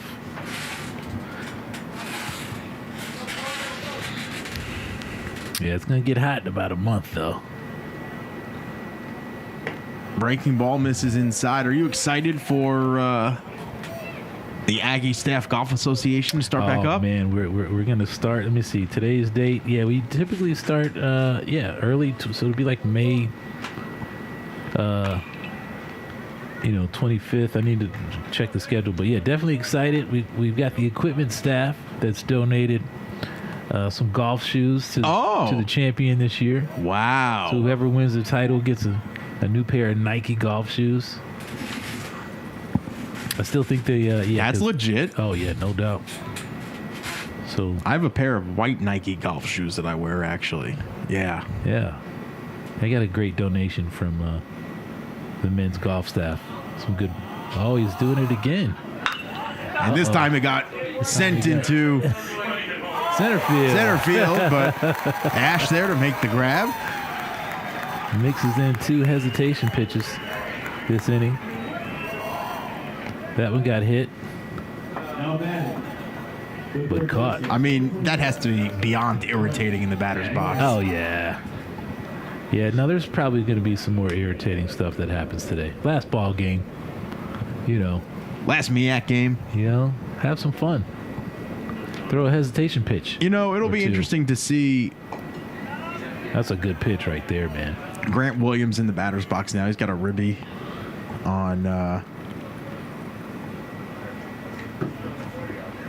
and is over 1 today. But I'm curious which of the teams in the MEAC A&T is going to continue to have series with. Yeah. You know, a Coppin State, a Delaware State, even a that's a good looking break. Norfolk State. Yeah. Those are teams that are going to be looking to come south to play some early season series. Maybe they would still come south for a non-conference early season. Well, I'm sure Coach Shoemates, who coached the Aggie baseball program here for 15 years or so, now the head coach at Norfolk State, is going to try to make that happen. The play by Mac over at second, and that'll do it for Coppin State here in the 4th. We'll head to the bottom of the inning. A&T on top. We're back after this. North Carolina Farm Bureau Insurance is in every county, every day. With over 800 agents helping friends and neighbors, it's more than business to us, it's a friendship. North Carolina Farm Bureau Insurance, helping you is what we do best. Everyone starts at the same place. It's what you do next that counts. North Carolina A&T is proud to be a leader in science, technology, engineering, and mathematics. We are racing to preeminence in research, business, agriculture, and the arts. Your success matters here. You will push forward. You will achieve. You will finish.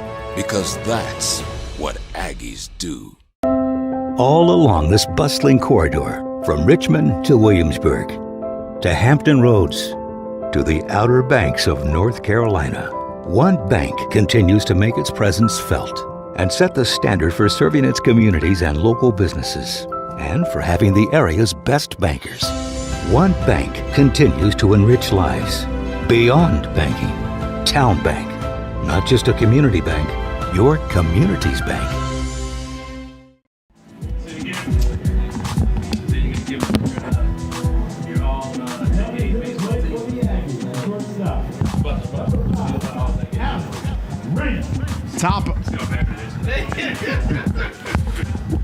The top decade team for Corey Lima about to be revealed here in the bottom of the 4th as North Carolina A&T leads at 4-2. 6 hits already today for the Aggies.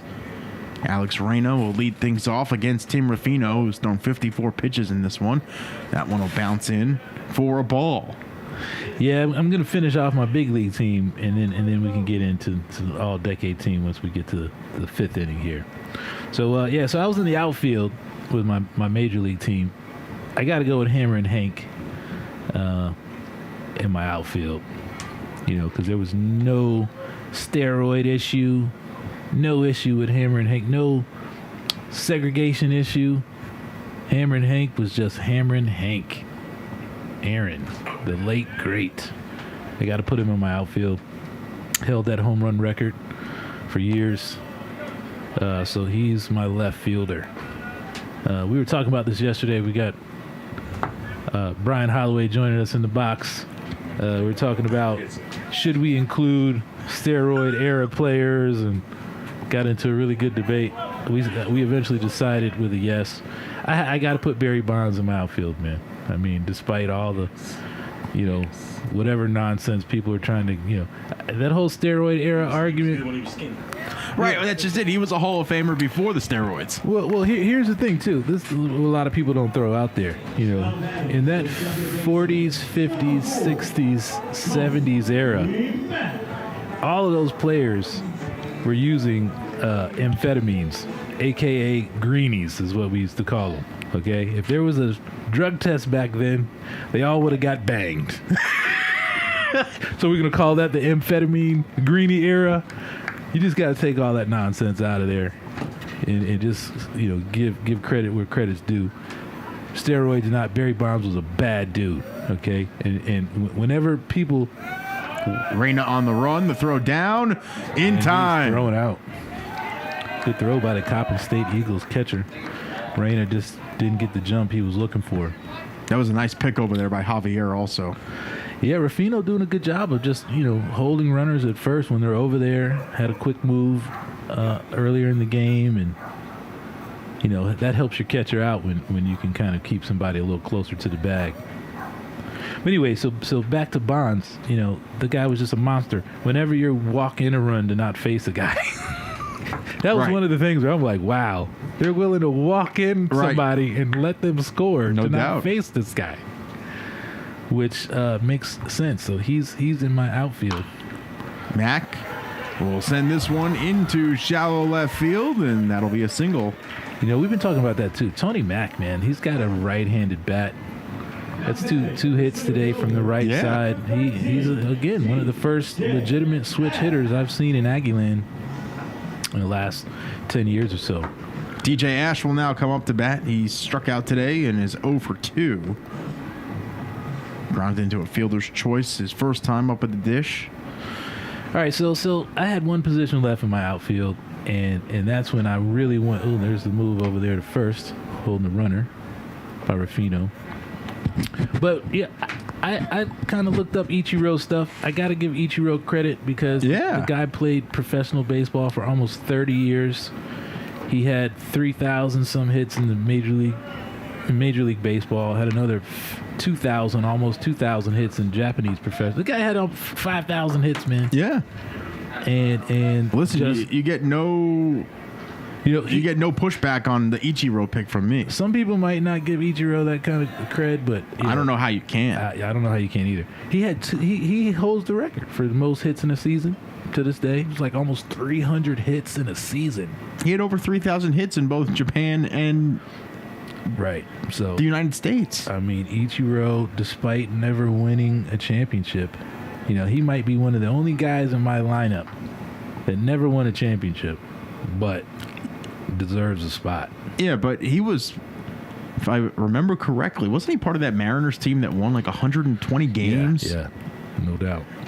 So teams that win a bunch of games, if you don't get the ship, doesn't matter. No, I get that. There's a whole bunch of guys. In fact, I love watching everybody give Charles Barkley a hard time, man, because he never got one of those rings. They're all over that guy. They kill him. Did you see the video the other day of Barkley got a cramp on the air and Shaq had to come over and play athletic trainer? Those guys are wild on TV, man. I mean, it's entertaining. Ernie Johnson is a saint. All right. That one into center field for Hagen to field. They have fun, man. They have fun. Oh, they have a great time. But whatever they pay Ernie Johnson, it's not enough. It's what you're supposed to have. In fact, Mr. Holloway, next year, can we look, we want some graphics and things, man, to play with during the game. You know what I'm saying? How?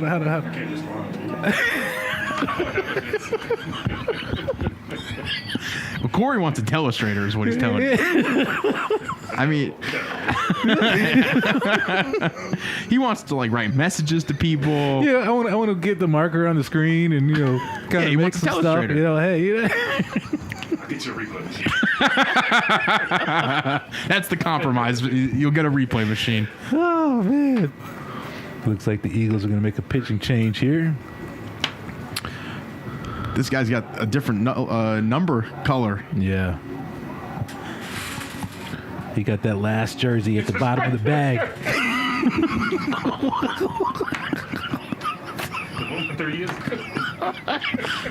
Giovanni Canales is back on the hill for Coppin State. Oh, man. Small, yeah. We're having too much fun.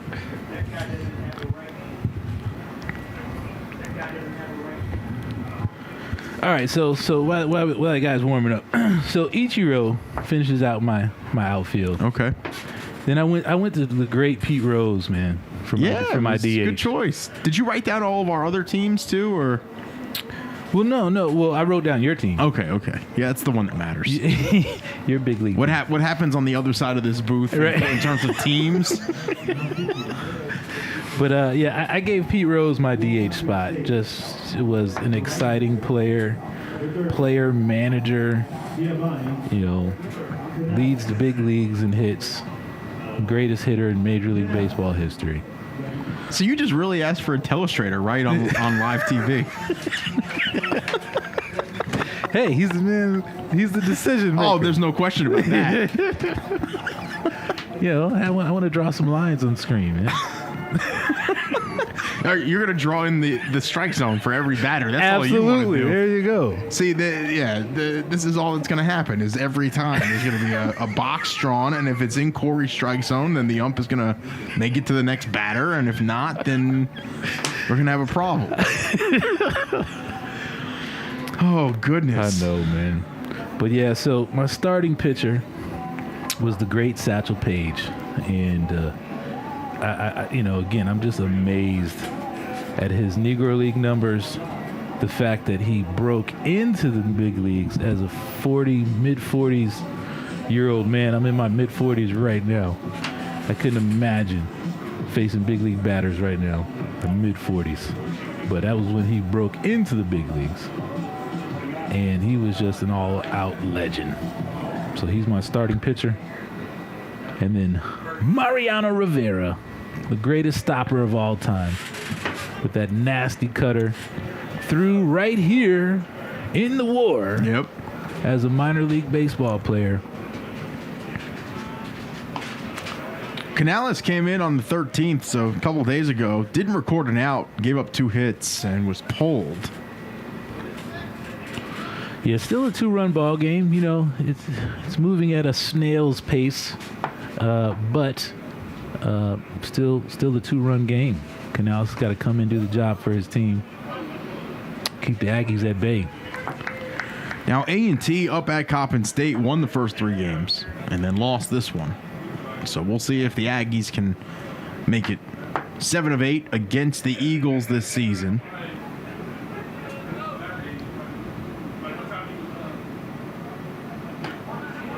And listen, we're not usually ones to go ahead and compliment North Carolina Central very often, but how about winning the Southern Division title in the last year of existence of their program? No, they had a lot of good baseball players on their team. Really good arms in that pitching staff with Vernon and Ryan Miller. Had Malin coming out of that bullpen for the Eagles. I'm sure Ben Hall will be on the phone with Coach Kerner and seeing if there are a couple guys that he may want to put into Aggie uniforms next year. I'm sure that I'm positive they probably already had that conversation. But just a good looking baseball team this year. We fought them hard, ended up splitting everything with them. Yeah, Ben Hall keeping it in front of him there. Oh yeah, Coach Hall, quick hands over there. No error. We didn't even notice. Just picked it in the coach's box over there. No fear. He'll live with the bruised hand. Here's the 2-2. And this one thrown over to first. Coppin State Eagles holding Mr. Mack at first, knowing he's known to steal some bags. We've got 2 outs. Let's see if Coach Hall gives him a chance to get into scoring position and give Justin Rodriguez a chance to drive him in. And he goes. Steele got halted. The grounder. Throw to first. Not in time. Beats it out. Williams hesitated. Wasn't sure if he should go to second or first. Went to first and it was just a smidge too slow. Yeah, Tony got a really good jump. Kind of hesitated. I thought, maybe that was a hit and run, maybe. Whatever it was, he put a thought into Williams' mind, and as soon as he did, it froze him right there. A little bit, Gave Rodriguez an extra step to get there safely. 2 runners with another one of our guys at the plate. 7 bombs this year. Led the team in home runs. Jay Will. That one misses outside.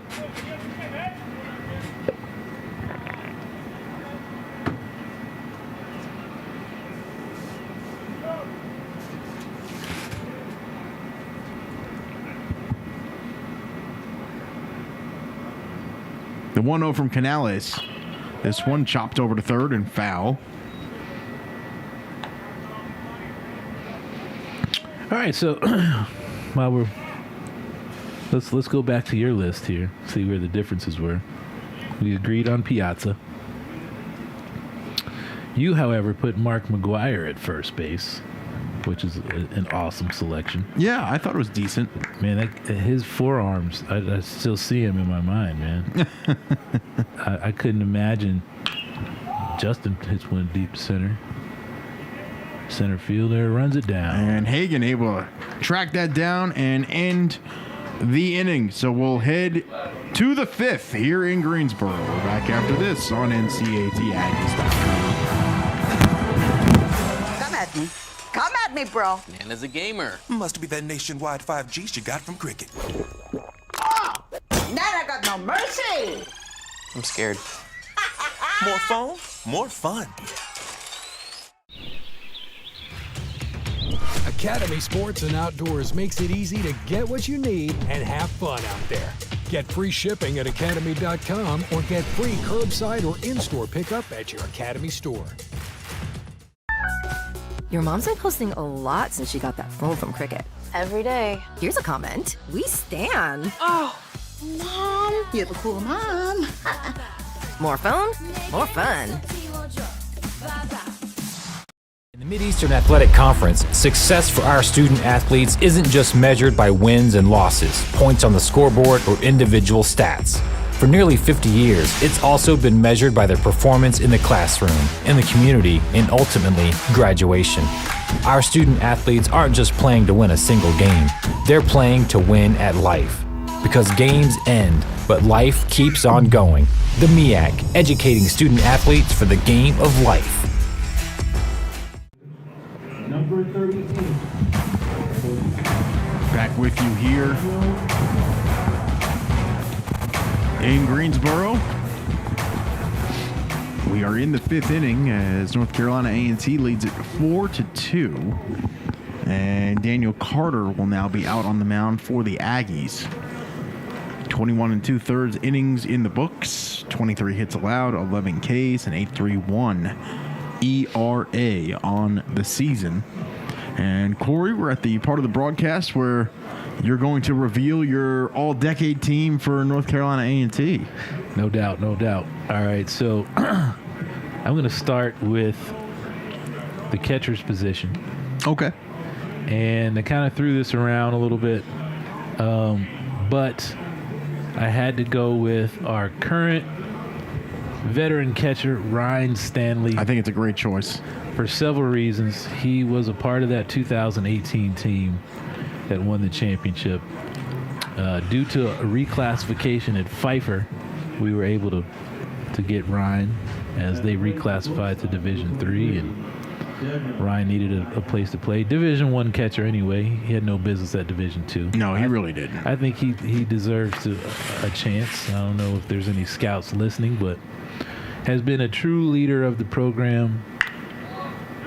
Grounder to Mac. Out number 1. Recorded as Dial with 1 pitch and 1 swing. And, there's a couple of honorable mentions out there that I just would like to mention at the catcher's position. We'll go ahead and put Adon Ordonez as honorable mention for catcher.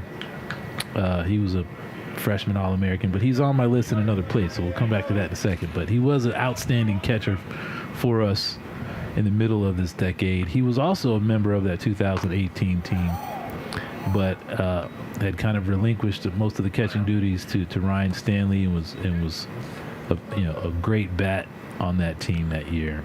Watkins up at the plate now, 0 for 1 today. That one sliced down the left field line. It'll take a turn foul. My other honorable mention at catcher goes to a young man named Jarrett Norman. Jarrett was kind of, backup catcher / utility guy. You just took us through the whole decade with your honorable mentions. Well, those are the premier catchers over the last, decade or so. Ryan's, he kind of tried to get out of the way, but got hit in the process. And I can tell you that Carter wasn't trying to hit him when he's up 0-2. See, again, that's kind of why I like replay, because that batter just bailed because it was a great breaking ball thrown by Carter that looked like it was going to hit him, so he ducked. But when he ducked over the plate, and then his helmet gets hit with the baseball by actually a well-thrown breaking pitch. Do you think that's what Ben Hall's out talking about right now? Yeah, I mean, I'm pretty sure, you can't bend your head into the strike zone and get hit with the baseball. But it goes down as a hit batsman. That was we've seen a lot of unique stuff this year, but that's just the nature of baseball. Yeah, listen, it's a funny sport, man. We just watched the guy duck his head into the strike zone and get hit with a breaking pitch, and he's on first. It looks like we're gonna have maybe a conversation with Coach Reed here. Want to try to get him to, or maybe he missed the sign. Coach wanted him to possibly bunt there, maybe, and he didn't bunt. Quick conversation. Matt Day, the batter.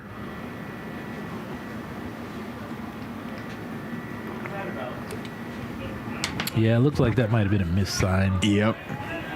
Missed sign, and Coach Reed was just reminding him what the signs are. Well, when you have a young team, you do have to kind of reinforce those things. Yeah. And there's the bunt. So, yeah.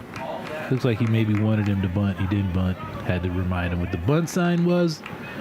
And now he's bunted.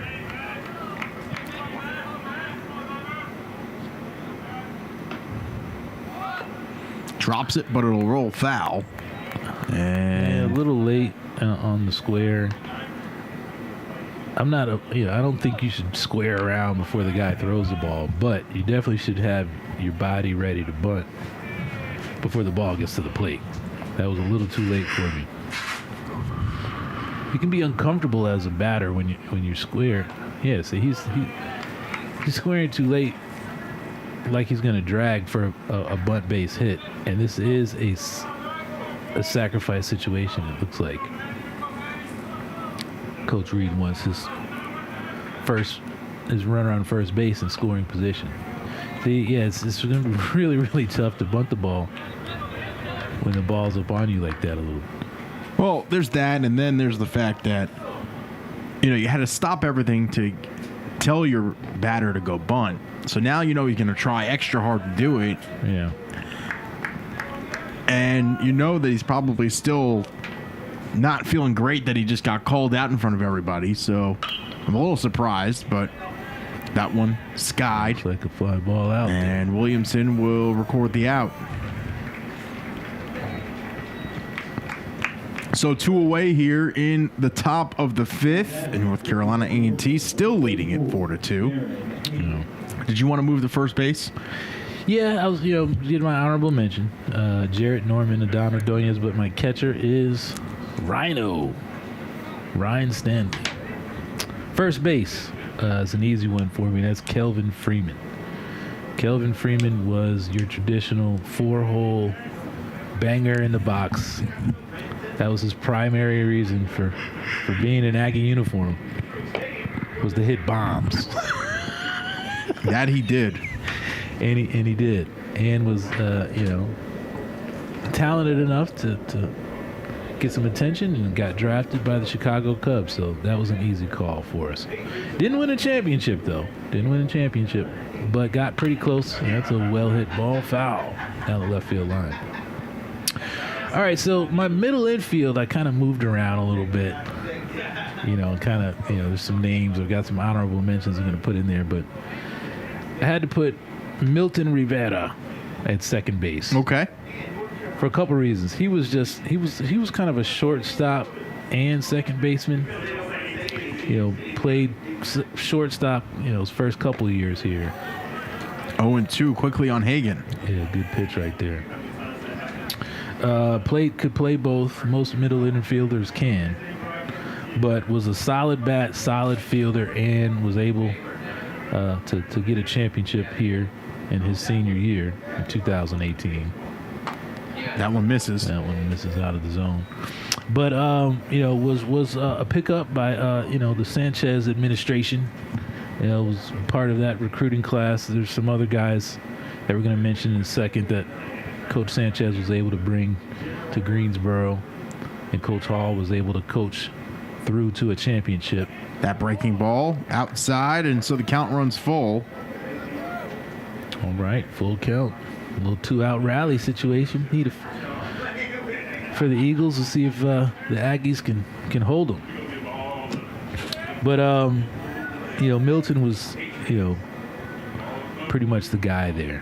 Swing and a miss. Revisit. So Carter able to fight back and earn the K. That'll do it for the Eagles in the 5th. We head to the bottom half of the inning on NCATaggies.com. You put everything you have into our trucks. So we do too. It's why every truck we rent undergoes a rigorous multi-point inspection.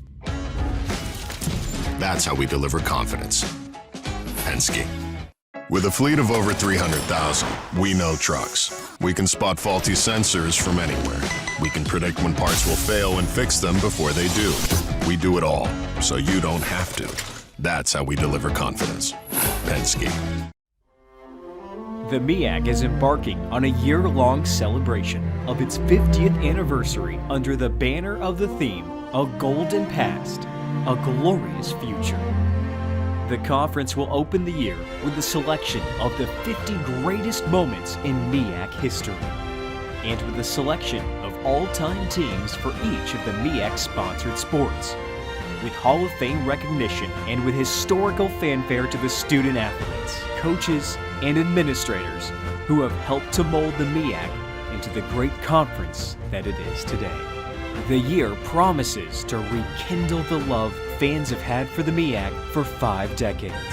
Yes, the past was golden for the MEAC, and the future promises to be glorious.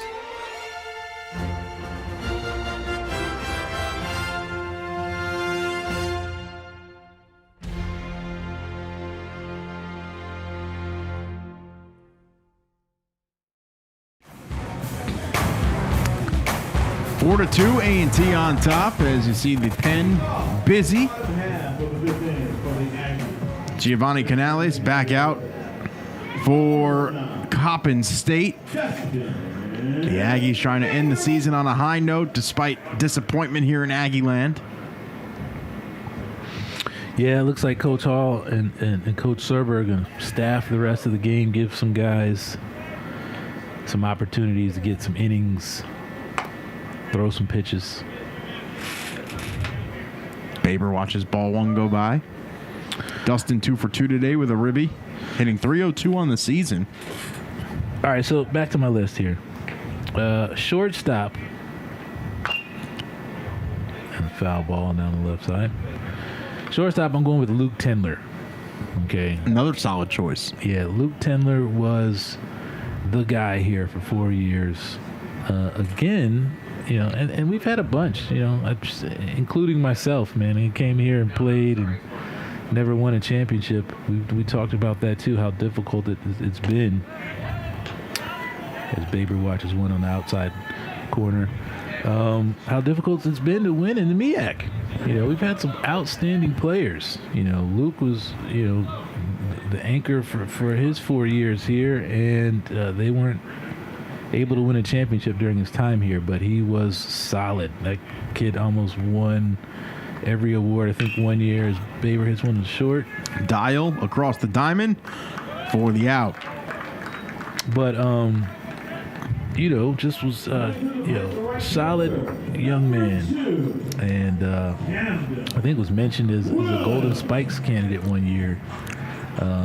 But, never won a championship, but got drafted, had a good 5 or 6 year professional career with a couple teams, the Rangers and the Red Sox, and now is running a batting center in Wilmington in his hometown. Camden Williamson, who's 1 for 2 today. We'll watch that one go by for a ball. He's hitting .316 now on the season, trying to hold off a couple of his teammates for the batting title. I think he's going to come home with it. Just seeing it too well right now, hitting the ball solid. putting wood on everything. 2-0 now. But yeah, so I got to go Luke Tendler as my shortstop. Third base, I had to put some thought into. But another, pickup. Oh, that looks This like one that's driven into outta right here. field, and it is Williamson. gone. Finishing his career with a bang. Camden Williamson with a trip around the bases. Yeah, man, that was struck well. That looked like a tee shot right there, man. That was right center of the fairway right there. A bomb. Here at War Memorial. And that is quite the way to go out. Yeah, no doubt about it. Just launched it. And yeah, that was a tee shot right there. Tee shot. All right, so my third baseman is A.J. Perry Hunt.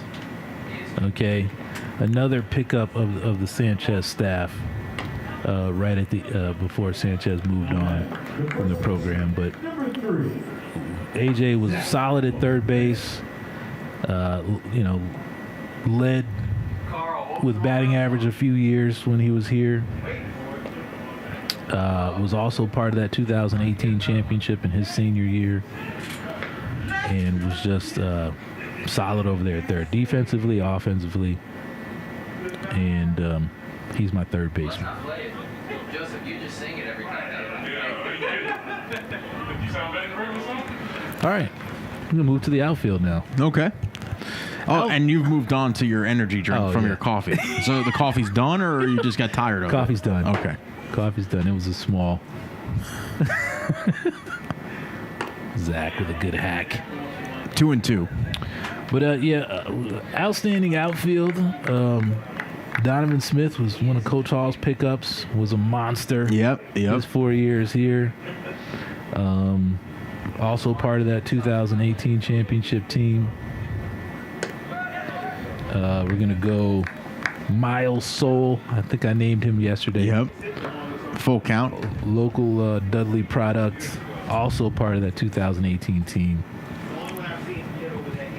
And then I'm going to finish off in right field with a young man named Greg White. As Zach hits a hard one to the left That side. one will get through as Dial fully extended. Could not get some glove on it. And so Zach McClain with a single. His second of the day, and that'll bring up Ron Stanley. So, yeah, that 2018 outfield was, those were the three guys out there. Smith, Soul, White. My honorable mention is going to be Xavier Macklin from the 2010 team. Okay. Throwing it all the way back. Macklin was a bad dude, man. He had 22 jacks one year. 22. Also one of our draft picks.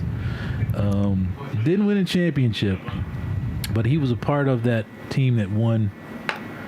Good pitch there on in and a half, a little out of the zone. But he was part of that team that won 31 games. They didn't win the tournament that year, but they set the school record with 31 victories that year. Big-time baseball player. Only reason why he's not in my starting lineup, and he's on honorable mention.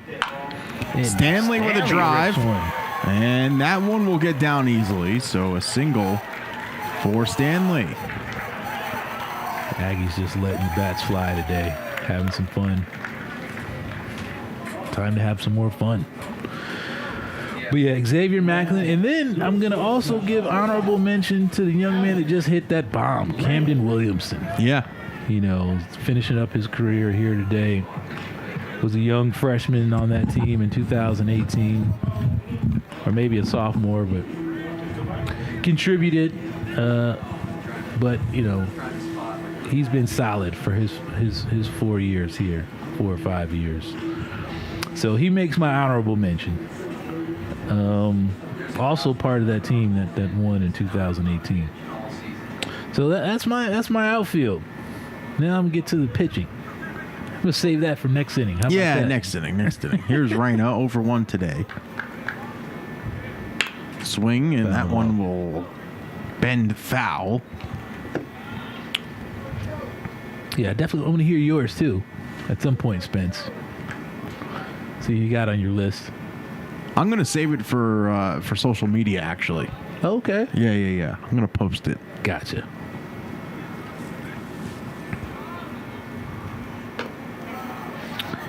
Yeah, right now the Eagles are just out there trying to finish. Sometimes just finishing is part of the challenge. Got to finish mentally and physically. Yeah. Down 5-2. Can't just throw in the towel. Although there is a 10-run rule day. There is today, yes. Since it's a 9-inning game, it looks like the Eagles staff's going to make a change or have a conversation. Nobody's out in the pen, so it looks like it's going to be a conversation. But so far, what do you think of my team so far? I think it's pretty good. I really do. You know, I like to. I mean, I'm pretty sure there's some Aggie alums out there, some alum bums that are wondering what was in your drink. Well, here's the thing. I'm naming this because this should be the lineup this fall. Okay, this should be the Aggie alum bum lineup Friday before homecoming when we face the young Aggies. And believe it or not, Spence, there's been some one-run ball games, man, where the Aggie alum bums have faced the current young Aggies, and we gave them a game. And you didn't have to, like, tie the dominant hand behind the back of the young guys? Nothing. We just faced. In fact, I believe it might have been 2013 or 14. The Aggie alum bums, we had, like, 11 guys. And it was, like, 5-4. And how many batters did you face? I usually throw an inning. You know, Okay. I get out there and throw an inning. I usually start us off. You know, they give me that honor. Get out there in the first inning and veteran presence. You know, chuck a few. You know, see if I can get us in the dugout. Reyna will put this out of play. But yes, if we put this lineup against the young Aggies in the fall, they're in trouble. They're in trouble. You heard it. Corey Lima pretty convinced that the alums are going to win the game this year. Hey, man, the alum bums get out there and compete, man. We can't call ourselves the Aggies. That's where that team name comes from. Yeah, listen, that's... We're the Aggie alum bums. You know, that's like your World Series. Oh, man. Should always compete till the end. Until there's no more breath, Spence. That's what the ASGA, Aggie Staffers Golf Association, is about. Yeah. Well, we'll be out on the links soon enough as a walk was drawn and the bases are loaded with one away, and the top of the order is back up.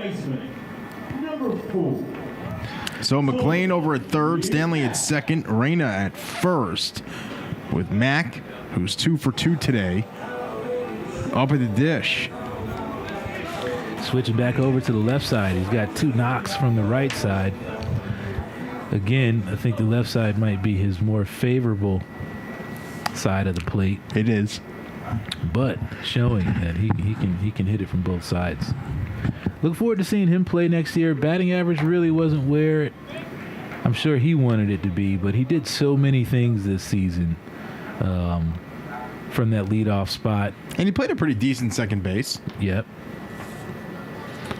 The middle infield should be exciting the next few years. I mean, Reyna looking really good defensively lately. Yeah. Swing and a miss. That one will get away from Dorsian. And McLean will score.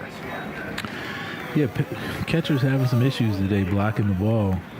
You know, Ryan Stanley obviously that's his home plate, so he's been, stellar all year. But there's been some other catchers I've seen block the ball, but today it seems like they're missing it. They're missing it. We got one out. Let's see if Tony Mack can drive in a few more runs. So 6-2.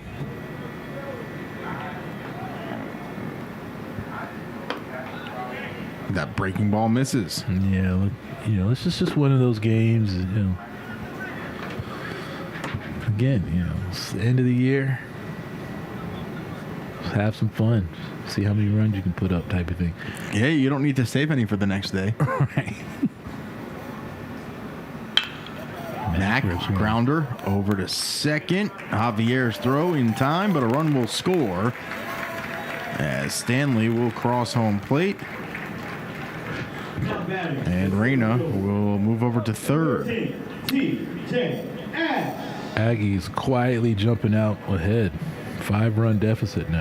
7-2. You know, again, we talked about that 6-run deficit all year. Aggies trying to put it away.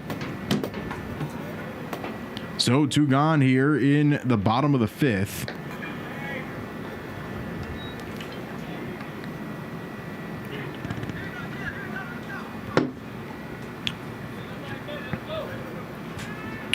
Yep, Aggies winning the first third of the game and putting up some runs in the second third here.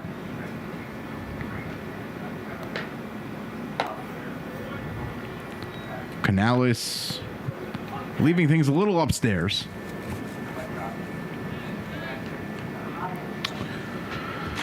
Yeah, I'll tell you what else is going to be somewhat exciting. We'll be checking out is the Mayweather fight against this YouTuber guy.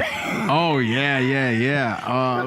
What is he going up against? Jake Paul or Logan Paul? I I can't think he's remember going which to one. fight Logan Paul first, and then if he wins, which he probably will, then it'll be Jake next. But look, I'm looking last night. How about I think it was Logan Paul. You know, fought all 4 of Rob Gronkowski's brothers. YouTube, man. Yeah, YouTube's crazy. But look, check this out. Beat up on all of them. He beat all of Gronk. In fact, Gronk was the ref. So he had to kind of like call it off on his brothers because they were getting beat up. So he ended up kind of, throwing in the towel as the ref for his brothers. But did you see the pre-fight weigh-in? Jake Paul went and stole Mayweather's hat off of him. Yeah, they're hyping it up. But hey, I'm watching it. I mean, it was hilarious. I don't know why, but I'm going to tune in. Bloodbath. Yeah, first. Got to do it for the gram, man. Yeah. Doesn't that make you want to get social media? You know what? That's gonna Chopper, be a tough play. Rodriguez. Tough play. And he's safe. So a run will score. And we are now at that 6-run deficit.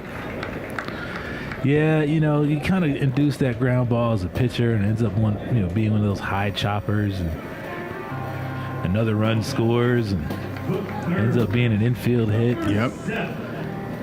And you kind of like, what if there was like a concede? That's kind of just when you know it's not your day.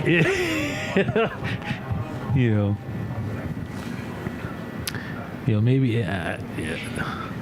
Could you put in something like that? Like, hey, we concede. Let's get out of here. Let's get on the bus. Yeah, it's called the 10-run rule. All right. True. Yep. It's the best way to do it.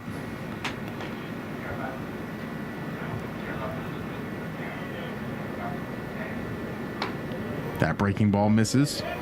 Justin Williams 0 for 2 today. Jay Will. Yeah, no, what's your take on Mayweather? What do you think? I mean, pretty darn good fighter, huh? You know what? I've watched a lot of his fights, and he's just a tactician, man. I mean, it's just... He's not going to knock you out. People criticize the way he goes about it, this and that. A win is a win, all right? And for the amount of money that he has fought for... Yeah. No, I mean, he literally puts on a boxing clinic. He just punches you in the face for 12 rounds in the body. Face shots, body shots. Yep. And scores up, and that's it. I mean, listen. There's a reason why you can score a boxing match. It's not a cage match. You're not fighting till someone taps out. I mean, that's not what boxing is. Right. You don't have to knock everybody out. This one popped up. And Dorsian will make the out. And that'll do it for the Aggies here in the 5th. A&T Adds 4 runs, 8-2 on top. We're back after this on NCATAggies.com.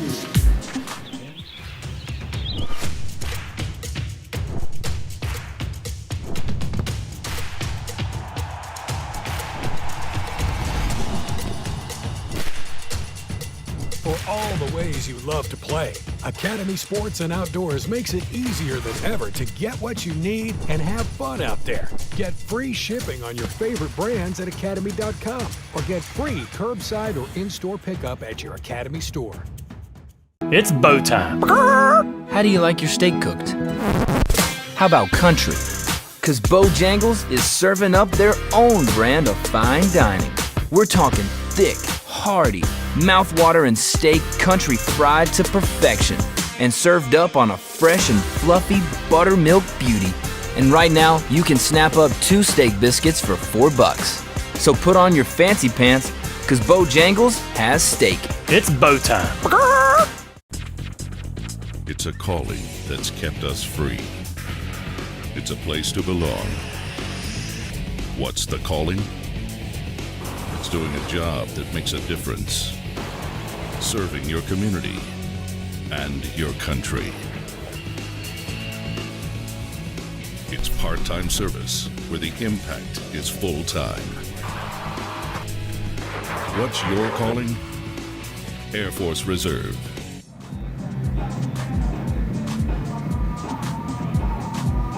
Attention, baseball fans.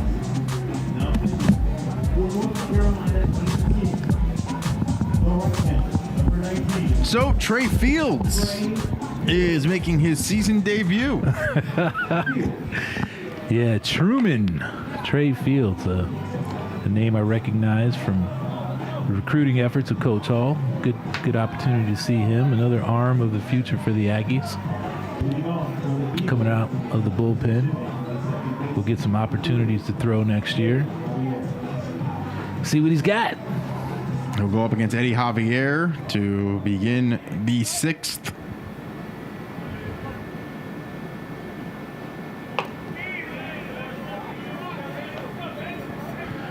Shouts out to Ken Pulliam, Aggie shortstop of the late 80s, who's reached out. Been listening to the streamcasts all year. Hope he's enjoying. Yeah, we got a bunch of Aggie alum bums, man, check in and watch some ball this year. You know, back to what we were talking about earlier. You know, there's just a lot of people want to follow Aggie baseball. You know, you can't always get out to the war, but especially if you live out of state. Yeah. But would love to see the Aggies compete, and they get a chance to now.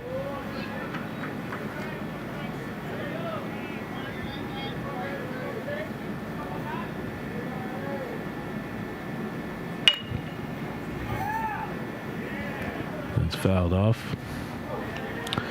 Yeah, Aggies jumped out to an 8-2 lead here. Middle of the ball game.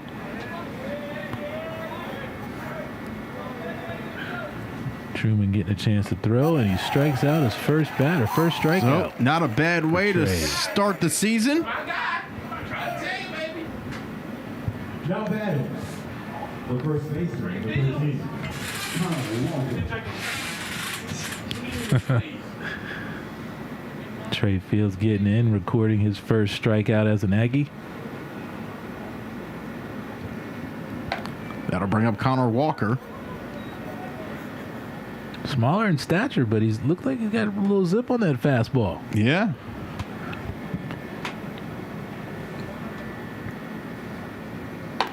Swing and a miss. Yeah, throwing it by the 4-hole hitter for the Eagles. Kind of Tim Lincecum-ish. You know, Lincecum was a smaller guy that could run it up there in mid to high 80s. And that pops right there in the outside corner. Missed by Mr. Umpire there.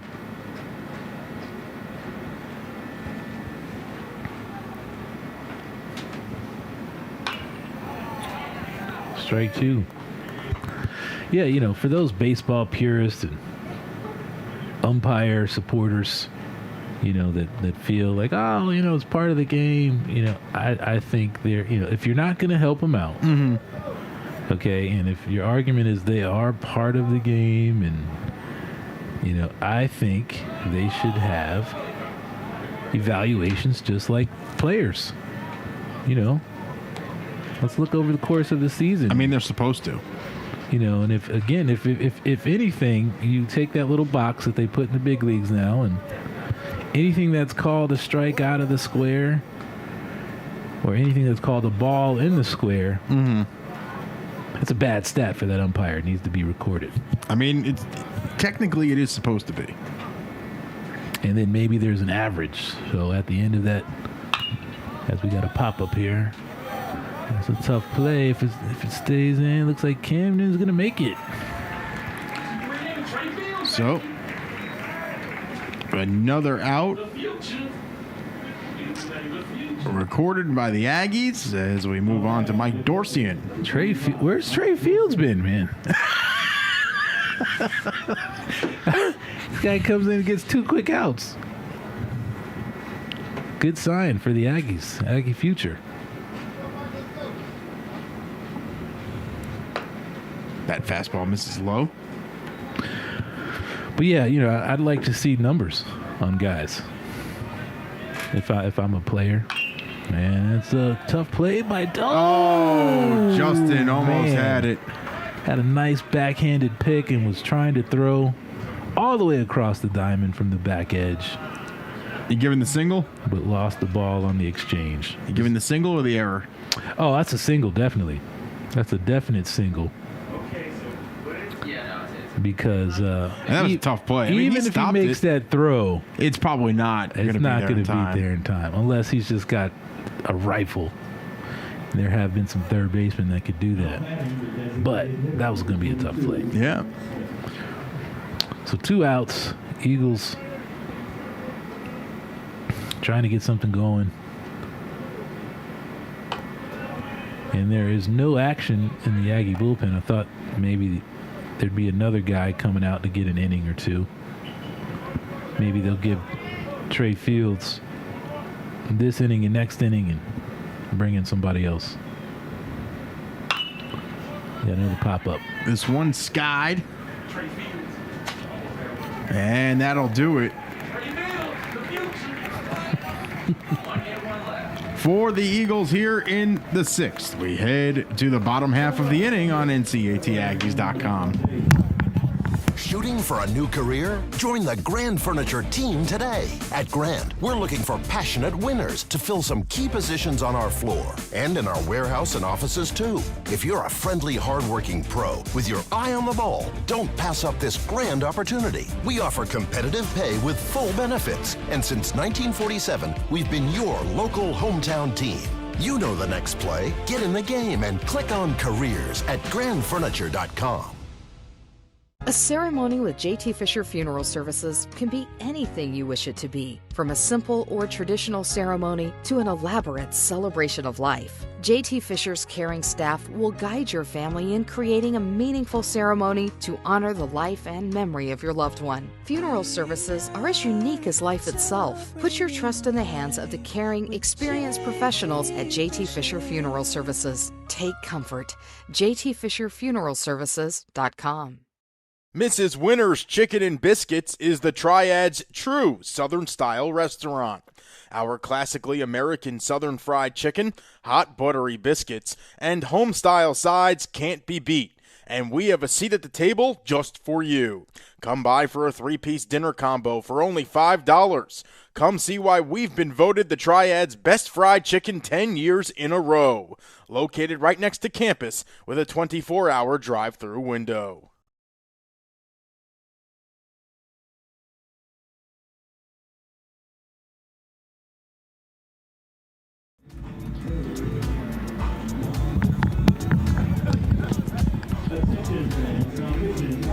Coppin State, the right-hander, number 33, Matt Perkins. Matt Perkins out on the hill for Coppin State as the Aggies lead it 8-2. Yep, Aggie's trying to extend to possibly get a 10-run rule here. Put everybody out of their misery. That's the objective, you know. I'll be honest, I don't know if Coppin State would be so upset that they got to hit the bus early. Yeah, it's a long drive back up to the Charm City. Hey, man, they need a concede button. You know, kind of like an intentional walk thing. The coaches could have agreed to play 7 innings today. They could have. That's true.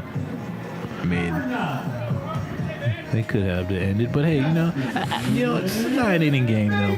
It's the last opportunity to do some things. Dustin Baber gets pulled. Oh, I like it. Are they going to let Leon Davidson swing the bat here? I think Leon is going to get a chance to swing the bat. I was going to make that call earlier to see if the best hit. In fact, Coach Hall beat me to it. They're going to let one of the best hitting pitchers swing the bat today. They pull our star senior shortstop Baber out of the game. He gets a final farewell from all of his teammates, all the love and hugs, all the days out here practicing, putting in hours. You start thinking about it right now. You know it's potentially over. Let's see what Leon Davidson can do with the stick, representing the pitching staff. Yeah, that ball just missed middle. That was a heck of a pitch. Oh, man, everybody's on their toes in the dugout to see if Mr. Davidson... Ooh, and he takes a good hack. Back. Looks like a hitter in there. Yeah, he does. Representing the pitching staff, wearing the infamous number 42, Jackie Robinson's old number. The Aggie dugout on their toes to see. And he spits at that one, looking like he's got a good eye up there. 2-1. He's going to show his teammates, I should have been swinging it my entire career here. Takes another good hack. All right. Count 2-2. I'm pretty sure the Coppin State dugout knows that a pitcher's at the plate. Yeah. They're just as attentive. Oh, and he gets punched. Got him looking. Oh, man, that's tough. 2 good foul balls and gets punched.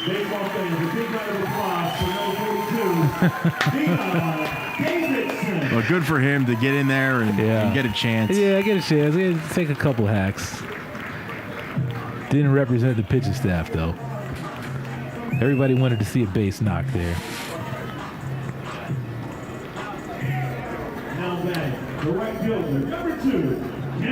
Hey, man, I actually, I got a chance to do that. Did you? Yeah, I was playing for, who was I playing for at the time? The Adirondack. No, what? No. This was the Massachusetts Mad Dogs. We went to Quebec City, okay, in Canada, and one of my teammates, well, actually, it was about 2 or 3 of them were Dominican guys, and they couldn't get across the border. Okay. Oh gosh. They wouldn't let him into Canada for whatever reason, and we were down. Man, I had to swing it, and as we got here to play at third, and he got him. That'll be in time. But anyway, so they can't get across the border, so I get a chance to swing it. We played the La Capitals. Did you get a hit? Yeah. Oh, absolutely. Had 2 strikes on me, right? One of my former Marlins teammates was playing for Quebec, so he's in the other dugout just laughing. Got the whole Quebec dugout. This is one of my guys. They're over there watching their pitching staff, our pitching staff. I quickly go down 0-2, and I think the pitcher was like, I'm just going to gas him on the inside. And I saw it, man. Launched one in the left center gap. I'm running. I stumble over first. I was about to say, did you make it to second base or no? First, I couldn't believe I hit it. Crushed one in the left center gap, right?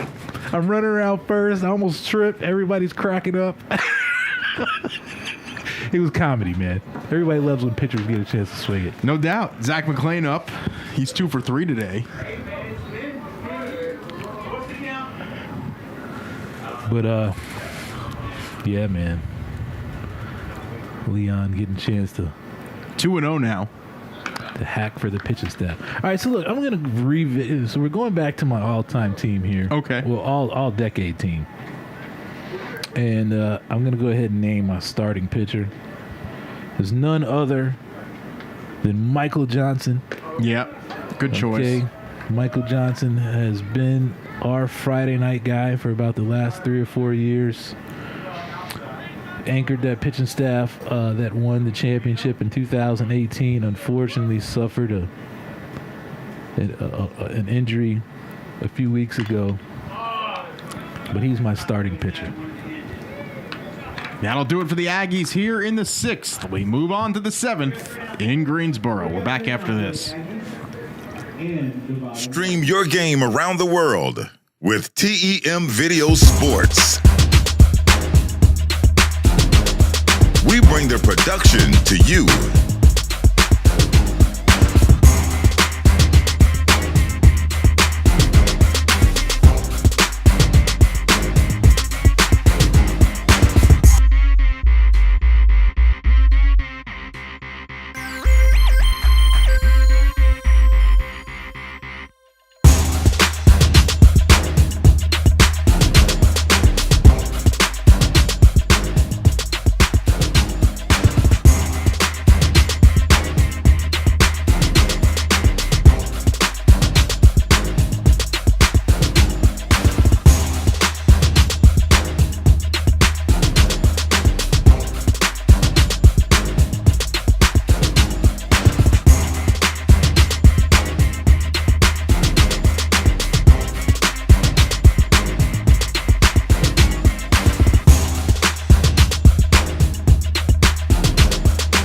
Sure to follow us on the Facebook, YouTube, Instagram, and Twitter at TEMVideo. This is a TEM joint.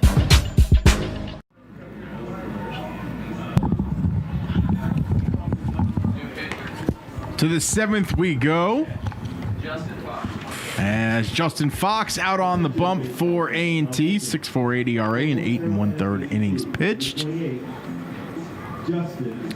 Yeah, good to see Foxy get out there and get a full inning. He's kind of come in throughout the year, been solid. Usually comes in to get one out. Yeah.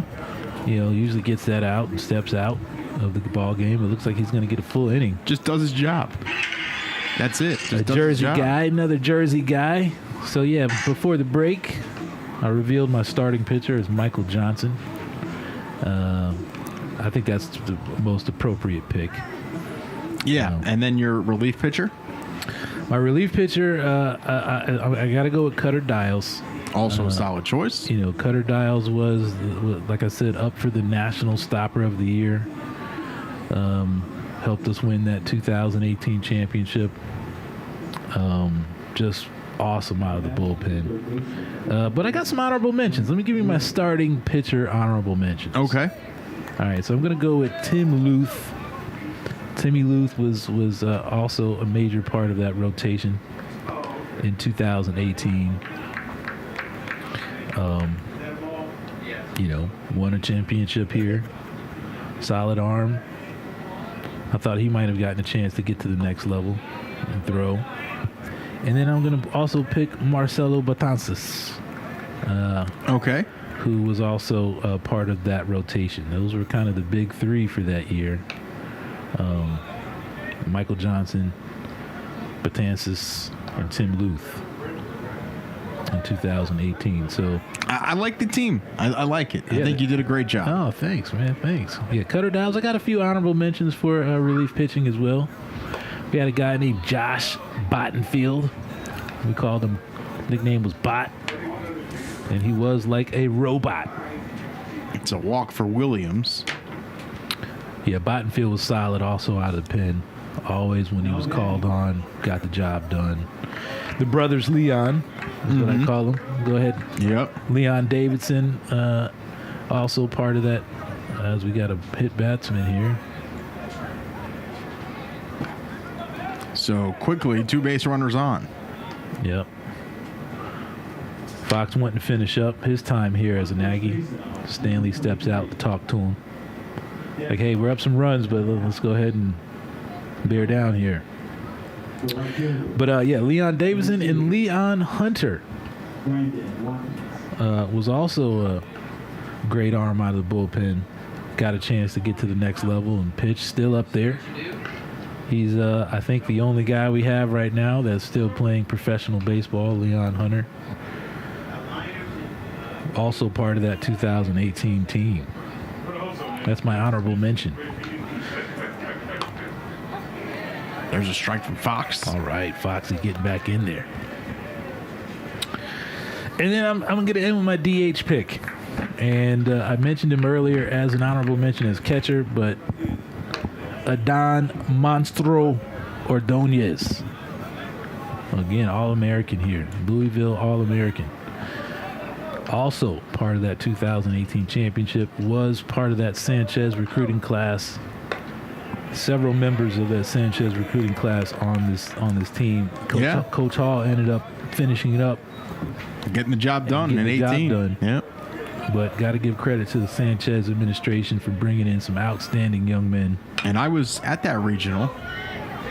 There's a tag, and Williams will hold. All right, Fox with one out. All you need is two more. Yeah, I made the trip out to that regional at Carolina.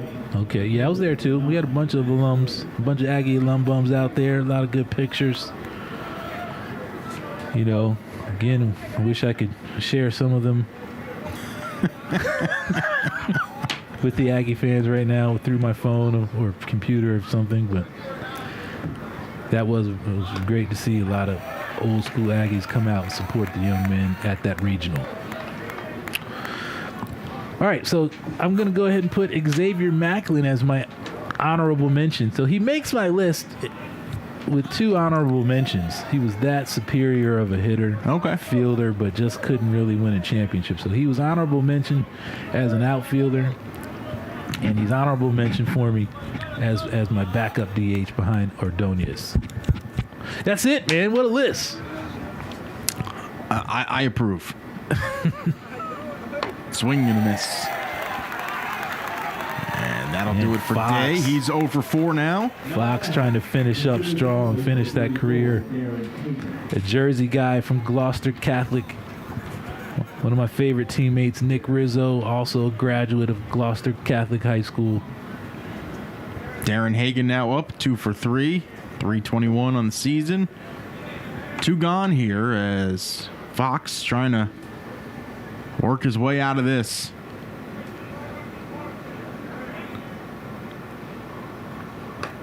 And starts off with a strike. Yeah, Justin, another outstanding young man. Graduated already, I believe. Yep. Getting ready to take the next steps in life. Good to see some Jersey guys down here in Greensboro.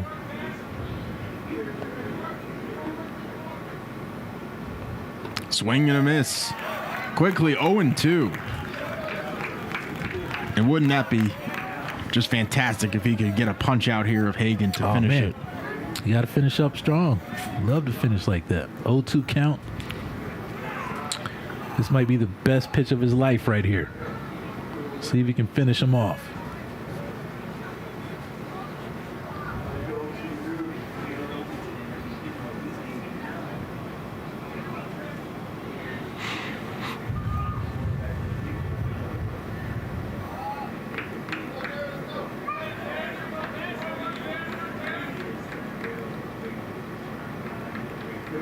The 0-2. Swing and a miss. He got him. Justin Fox finishing up his career with a K for the Aggies. Struts off, knowing he finished up strong. It's time to stretch here in Greensboro. We're back after this on NCATAggies.com. Ford is built to fit your lifestyle. Check out the great offers on the vehicles that'll help you win the day at buyfordnow.com. Learn why they're built for victory and built for the Carolinas. Contact your Carolina Ford dealer, proud sponsor of the North Carolina A&T Aggies. Stream your game around the world with TEMVideo Sports. We bring the production to you.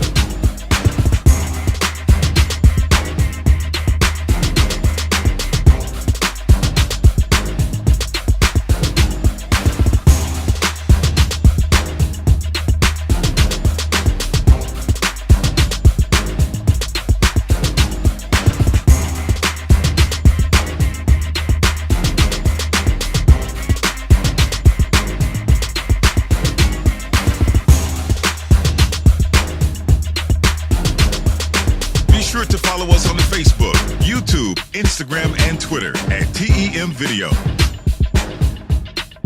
This is a TEM joint. Everyone starts at the same place. It's what you do next that counts. North Carolina A&T is proud to be a leader in science, technology, engineering, and mathematics. We are racing to preeminence in research, business, agriculture, and the arts. Your success matters here. You will. Great day out here at the park, honoring the seniors. Yeah, decent crowd out here today. Stanley will rip that one foul. Yeah, we're at the back end of the game here. A lot of these seniors, they know that this might be their last opportunity as a college athlete. Let me finish as strong as I can. I know Mr. Stanley is swinging for the fences. You know what, Spence? I forgot to give my honorable mention for infielder, so I got a couple more names I can throw out there. Go for it. You know, because, again, we had Milton Rivera at second, Luke Tindler at short, A.J. Perry, A.J. Hunt at third. Stanley watches one. But there was a few other guys. Brandon Melendez is an infielder, played third, short, and second. Had a big-time batting average a few years, and, you know, I think he got injured. He was unable to. He was part of that 2018 team, but I think he couldn't play. Right. And then it was another young man, Timmy Rivar from California, who was on a few teams that got pretty close. And then I'm gonna put Justin Williams out here, man. A current Jay Will, leading our team right now. Honorable mention. This is honorable mention. You know, been able to play some infield positions. You know, somewhat of a utility guy. Kind of settled in at third this year, but he's played some first base and some other positions. But has always swung the bat. Has been a leader for this team this year, leading his team through COVID-19, and deserves an honorable mention nod. Those are my honorable mentions for the all-decade team. Swing and a miss. Stanley goes down, swinging hard. So one away here in the bottom of the seventh. Now, again, I want to see some of these guys this fall in the Aggie Alum Bum game versus the new Aggies. Well, Ryan will end up being a player coach. I mean, he's going up to Madison and is going to be a Madison Mallards coach this summer in the Northwoods League. He's going up there with Leon. That's going to be fun. They're going to have a great summer. They're going to have a great summer. Yeah, summer ball. That's where they played summer ball, so. Yeah, that's a good call by who's running the Northwoods team up there. Yeah, listen, I think Stanley has the ability, if he wanted to eventually, to either become a college head coach or a minor league skipper and see where that takes him. Absolutely, man. That guy knows the game of baseball. I think he deserves a shot as a player right now. I mean, listen, no one's going to throw down to second better than him, and Reina's going to get plunked. Yeah. Oh, man, they're going to keep him at home. That's been a little inconsistent also. I don't know if they're saying he swung or he didn't move out of the way. So the call that we've been looking for all year, he looks like he was kind of swinging and then the ball hit him. Yeah. But the umpire... In game 54, we got it. That's crazy. You know, that's a little strange. Because he legitimately just got plunked. But then the other guy bends his helmet over the plate, gets hit by a breaking pitch that was thrown perfectly, and he gets to go to first. Yeah, I don't know, man. Sometimes, you know, the rule book might be confusing for some of these guys. Grounder over to short. Dial steps into one, and it's in time. So with two away, Tony Mack will step up to the plate. Now batting, the second baseman, number 4, Tony Yep, in the 7th inning here.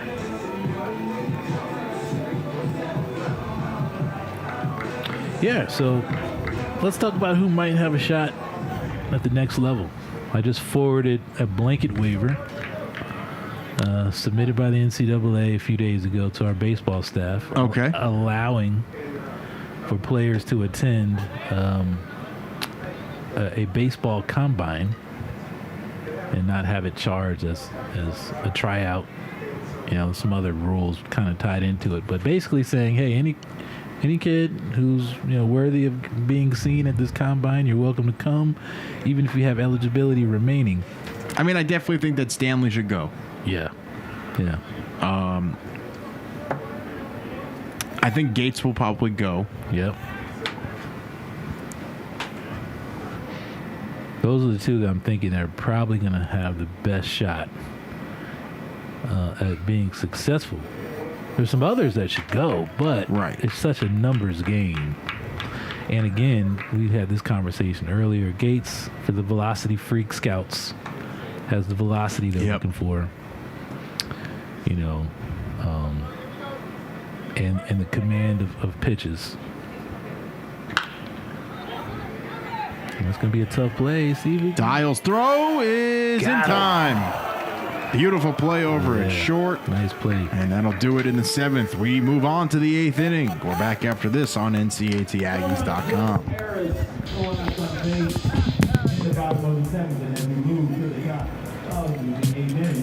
North Carolina over Ohio State.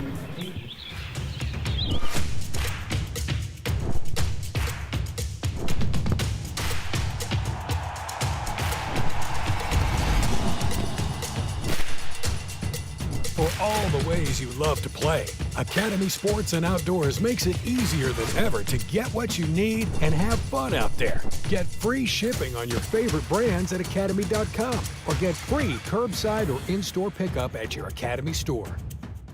It's bow time. How do you like your steak cooked? How about country? Because Bojangles is serving up their own brand of fine dining. We're talking thick, hearty, mouth-watering steak country fried to perfection and served up on a fresh and fluffy buttermilk beauty. And right now, you can snap up 2 steak biscuits for $4. So put on your fancy pants, because Bojangles has steak. It's bow time. It's a calling that's kept us free. It's a place to belong. What's the calling? It's doing a job that makes a difference. Serving your community and your country. It's part-time service where the impact is full-time. What's your calling? Air Force Reserve.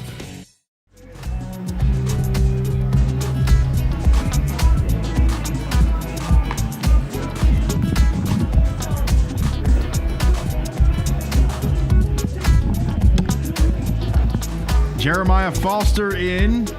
He's thrown 2 1/3 innings this season. And he's going to get a turn here in the 8th as the sun really starting to come out on War Memorial Stadium. 8-2, the Aggies on top. Eddie Javier into the batter's box. He is 1 for 3 today with a single back in the 3rd. Yeah, Foster, another arm that we haven't really seen that much this year. Transfer from Elon a few years ago. Good right arm. I don't know if he had some arm problems this year. Maybe that's why he was only given 2 innings this year. But he, good solid arm. We'll see what he can do with this late season opportunity. Another guy I think will be returning next year. Maybe he'll get a chance to get on the hill a little more. Pops the mid to get ahead with 1-2 count.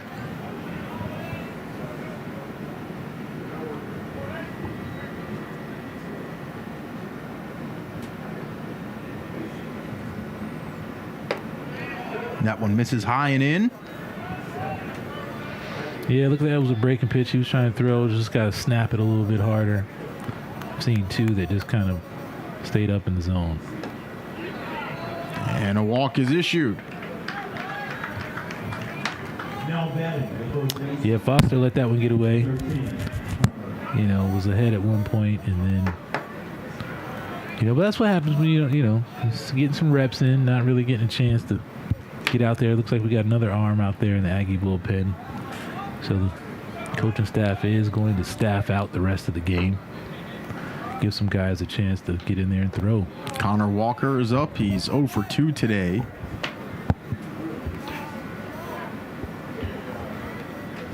I wonder if we'll see. And he takes a good hack at one. Brewington, he's another guy. I think was a fielder in high school. Yep. And then Coach Server, saw him and felt like he could convert him, turn him into a pitcher. He's another guy that needs some more reps. You got Ian Cawthorn, who I thought had a few decent outings this year. Yeah, the bullpen didn't look bad in the outings that we saw. Yeah, there were that UNCG game, they just kind of jumped on everybody that we put out there, and it was windy. And okay, here we have a guy who did not move. He kind of did, but this time the umpire gives him the bag. Hit batsman. Foster out there trying to find it. Inside fastball there that got into the elbow of Walker. So that'll bring up Mike Dorsian, who's 2 for 3 today, hitting 400 on the season.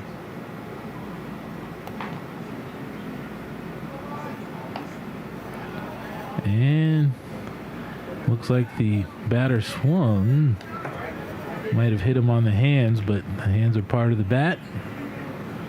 And that doesn't count as a hit batsman. Nope. Foul ball. We've seen that once today already. Yep, foul ball. Yeah, so, it looks like maybe the pitching staff, Coach Serber would like to see Foster throw inside. He's having some troubles kind of throwing it inside without hitting.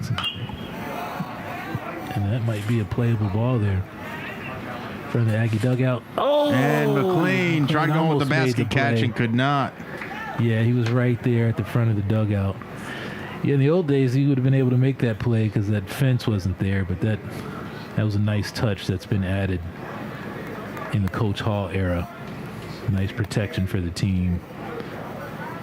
Yeah, man, you used to have to catch a player running into the dugout on that play. But you could at least make the play. Right. Whereas now, it's a little bit safer for everybody. Tough play for McLean.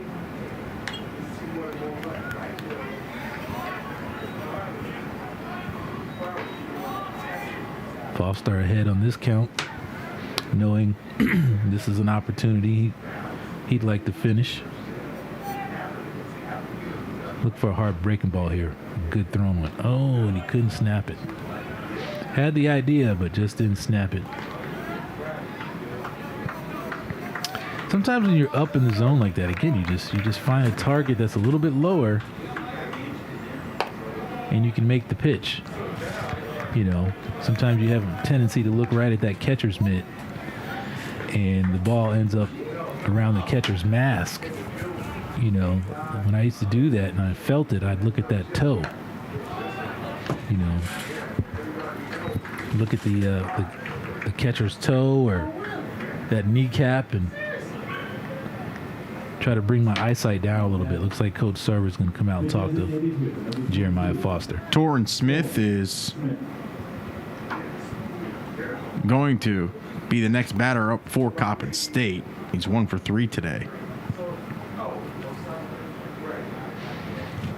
Yeah, he's probably telling him, hey, this is going to be your last guy. We're ahead 6 runs. We're at that deficit, but we got bases loaded and no outs.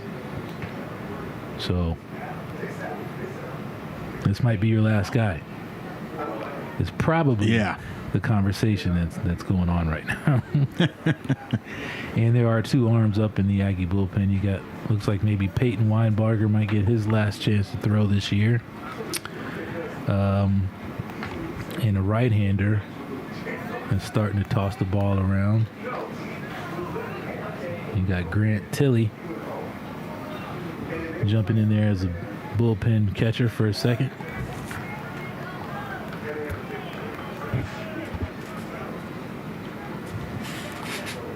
All right. Let's see what Jeremiah can do here. Big spot. Roll a double play ground ball. I mean, the last thing you want to do is let Coppin back into this game now. Yeah, you definitely don't want to do that. I think that's, again, what the purpose of that meeting was. Swing and a miss there from Torrin Smith. He's ahead 0-2 really quickly. Yeah, Foster just having to focus right here. Hadn't really had a chance to throw, and I don't know when the last time he did enter a ball game. It's been a while. Just have to try to find it. That one fouled out. That's the breaking pitch he's been looking for. He needed a batter or 2 ago. Still up 0-2. I'd come right back again to that breaking pitch he's been struggling with today. That last one looked good. Again, just kind of up in the zone, but it's 0-2. Decent waist pitch. I'm going to hop back in that zone with a hard breaking ball right here. Got him. Oh, man. Little low out of the zone. I'd come back to it again. Why not? I mean, it's the closest thing to the zone that Foster has so far. Right. So, plus, again, if they make contact, it's probably going to be a ground ball. That one lined foul.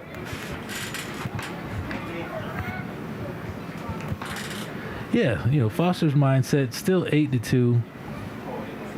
You know, you just, you know, bear down and focus, make this your best pitch right here. Get at least 1 out. Give your chance to get a double play and get out of the trouble. Good hard breaking ball. That one upstairs. Chills fastball up. And now you got to leave something for him to hit. Yeah. Maybe this one right here, since he's been struggling, should just be a strike. Fastball down the middle. Driven towards left center field. Ash coming over. Oh, makes the grab! What a play. TJ Ash diving deep in the left center gap. Foster giving him the point. Thank you. TJ Ash giving it back to him. I got you, baby. What a play. Man, that's another one we need to try to send to ESPN, man. That was awesome. That was full extension deep in the left center gap. Great catch by freshman TJ Ash, the Southeastern Guilford product. Representing the Triad. And Foster goes in, moves the batter's feet. That was amazing. Hey, that was a good job by the Eagles batter. Drove it deep, got that run in for his team, making it a 5-run ball game. Score 8-3 now. 3-2 count. Foster knew he had to throw a strike. Oh, man. Guy out there throwing some balls needs that called strike right there. That's a well-thrown pitch. That's the breaking ball strike he's been looking for. That one a little low out of the zone. But hey, big time play. This is when Foster's got to really dig within himself here. Teammate just picked him up with a nice play. Got to get back in this count, behind in this count as well.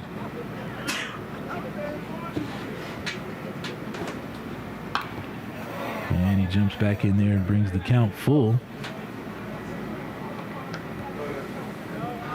If I'm Foster, I go right back to that same pitch. I just do the last guy. Sometimes you just got to draw contact.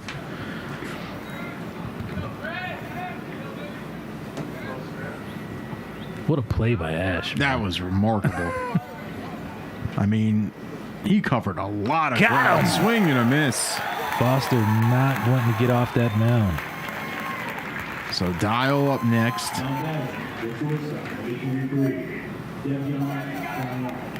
It looks like we're going to have a pinch hitter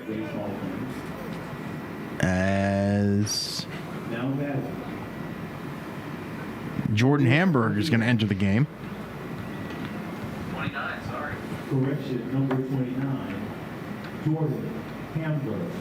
Yeah, everybody get your reps. Get your reps in. So Dial, the senior, that'll be his last AB.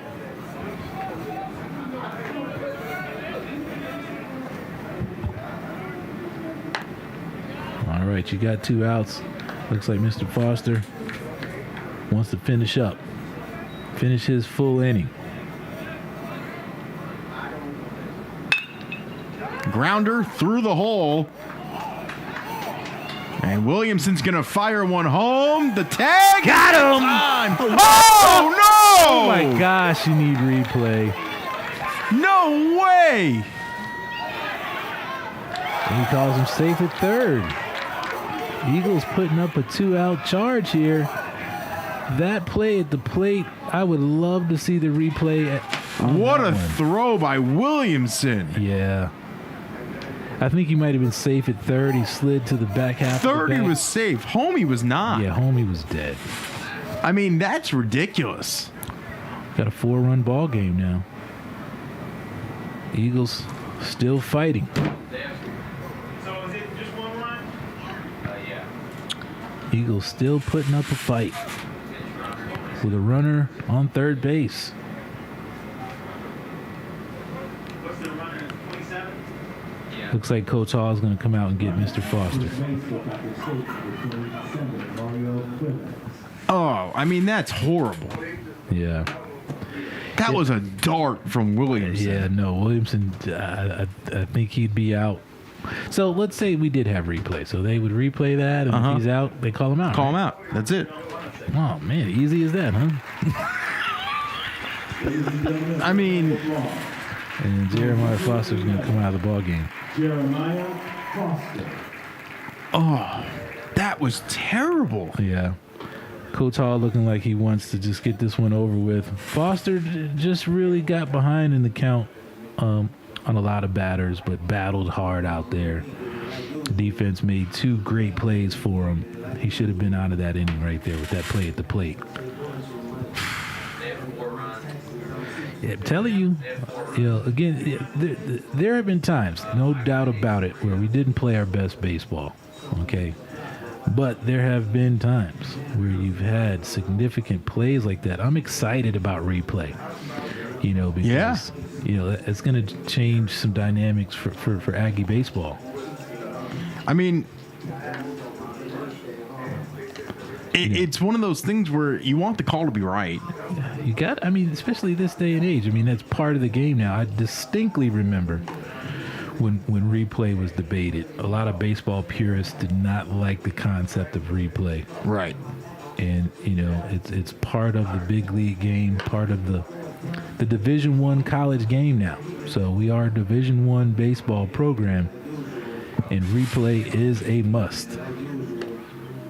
Again, technology, helping those umpires out. We just got to help them out with the strike zone. Go a little further.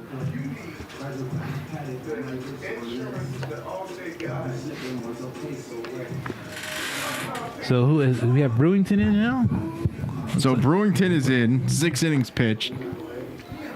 Brewington, the project, has come in and done a good job in his few outings. See if he can help his teammates get out of this inning, keeping it a 4-run ball game. Oh, man. That's definitely on my wish list, man. Replay. Yeah, well, you heard it from the boss. He's getting you a replay machine for next year. So no telestrator though? No, I don't think that's happening. I want to draw, man. I want to draw. I want to show angles and things with my telestrator. I mean, if some of the Aggie baseball alums want to chip in and get you one, maybe you'll have a telestrator to play with, but that's about it. Oh, man.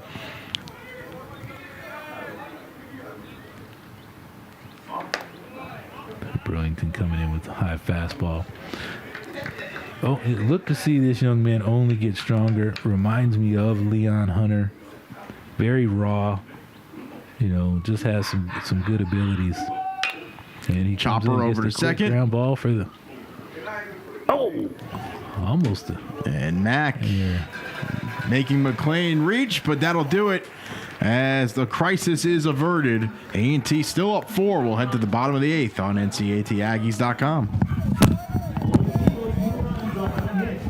North Carolina Farm Bureau Insurance is in every county, every day. With over 800 agents helping friends and neighbors, it's more than business to us, it's a friendship. North Carolina Farm Bureau Insurance, helping you is what we do best. Everyone starts at the same place. It's what you do next that counts. North Carolina A&T is proud to be a leader in science, technology, engineering, and mathematics. We are racing to preeminence in research, business, agriculture, and the arts. Your success matters here. You will push forward. You will achieve. You will finish. Because that's what Aggies do. All along this bustling corridor, from Richmond to Williamsburg, to Hampton Roads, to the Outer Banks of North Carolina, one bank continues to make its presence felt and set the standard for serving its communities and local businesses, and for having the area's best bankers. One bank continues to enrich lives. Beyond banking, Town Bank. Not just a community bank, your community's bank.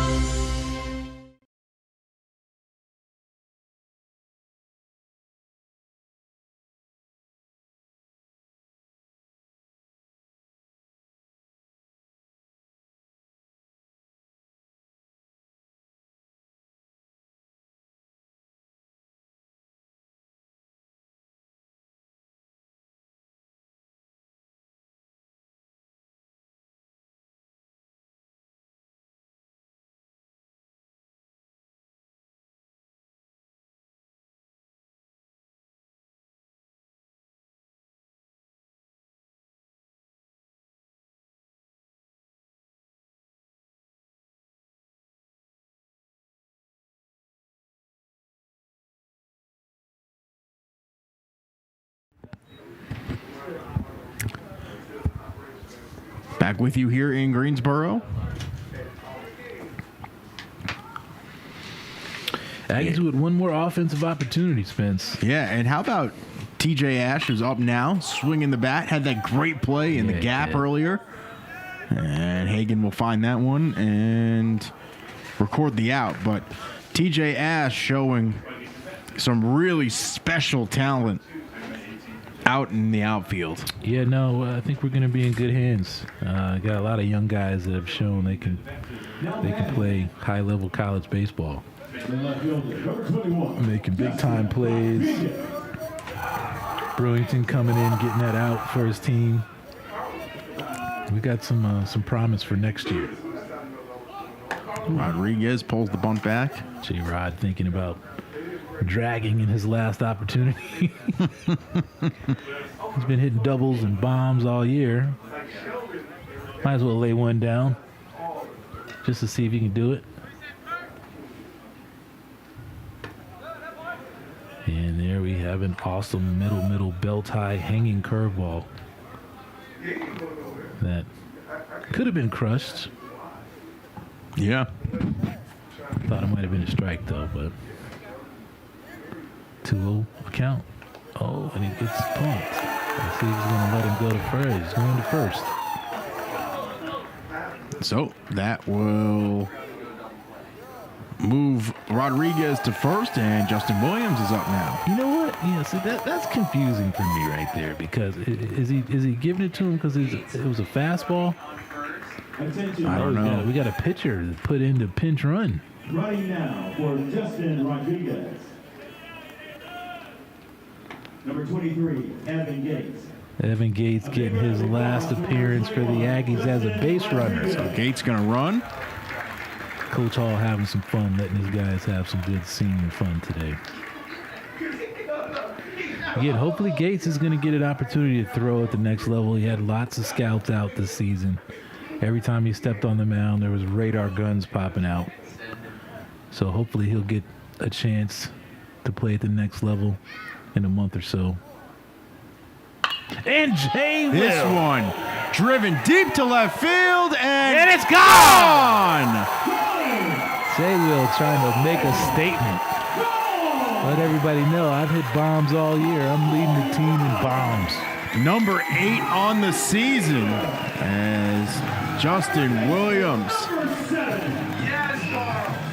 will finish this up the right way. And Evan Gates, man, gets a chance to score a run as a runner. Nice statement there by Justin Williams. Again, hey, man, that's why he's my honorable mention on my team. He's just, quietly done the job during his time at A&T. It's Leon Davidson. And now Leon Davidson gets another chance in the batter's box. Oh, man, come on, Leon. Leon swinging for the fences. Hey, I love it. Go up there swinging. I would like to have maybe seen another pitcher get up there and hack. I was actually going to call for that. See if Coach Hall puts somebody who's been taking some batting practice as a pitcher.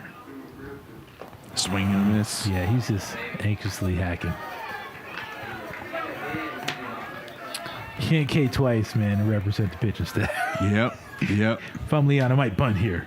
Especially you just saw Evan score. I mean, like now, come on. Yeah. Go on and lay down a bunt. Oh! Swing and a miss.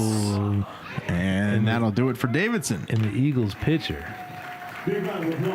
basically says, I'm not letting a pitcher get a hit off of me. I'm going to strike this guy out twice. Let him know. 3 pitches, sir. Go sit down. Yep. Hey, you got a chance to swing it. All right, we got 2 outs. This might be the last Aggie batter of the season here. Here's Camden Williamson. Hitting a tee shot in his last at-bat over the right field fence. 2 at-bats ago. It's 2 at-bats ago. Yeah, he's been crushing the ball. Yeah, he's been hitting it well. And another member, honorable mention on my all-decade Aggies team. Grandson of Clarence Sneaky Williamson. Had some Williamsons come through here, man. Also another local Greensboro Triad product, Dudley High School.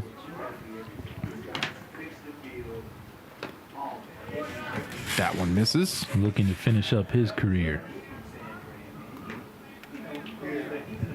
Right here. Let's see if he can hit another tee shot.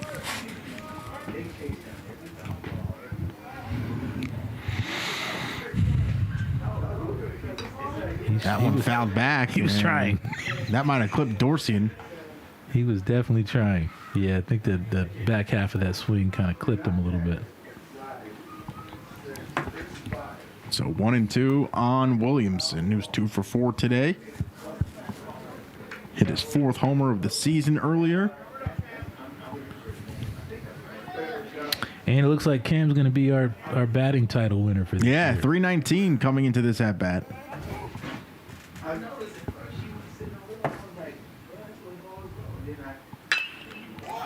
Grounder over to short. Good pick by the shortstop. Oh, and that throw by Javier will head towards the dugout, and so the throwing error. Coming to the plate. So that'll drop the batting average just a little bit. A little bit, but looks like he's going. Well, I don't know. Justin Williams, where did he go with that home run? Did he? He said he was below 300 though. Started below, yeah. So he's probably up to what, like 305, something like that. But yeah, looks like Cam's gonna get that title.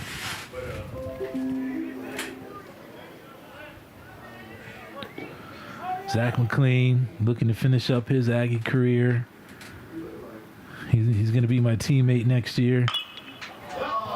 Uh-oh. Oh, it looks like a fly out to center.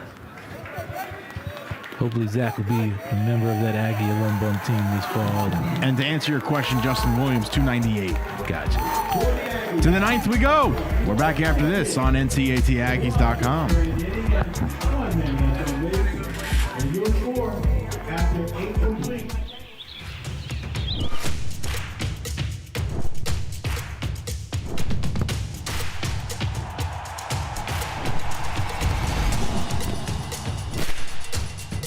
For all the ways you love to play, Academy Sports and Outdoors makes it easier than ever to get what you need and have fun out there. Get free shipping on your favorite brands at Academy.com or get free curbside or in-store pickup at your Academy store. It's a calling that's kept us free. It's a place to belong. What's the calling? Be part of the HBCU culture.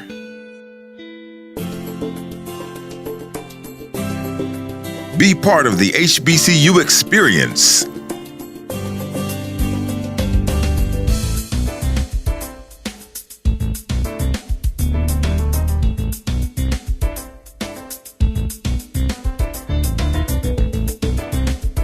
A quality education with swag.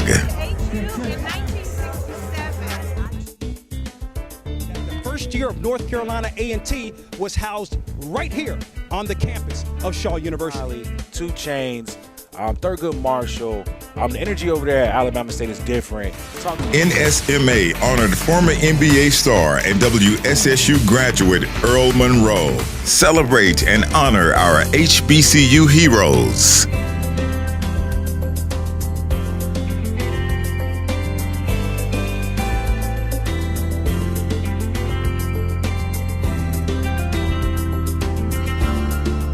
You can and will achieve.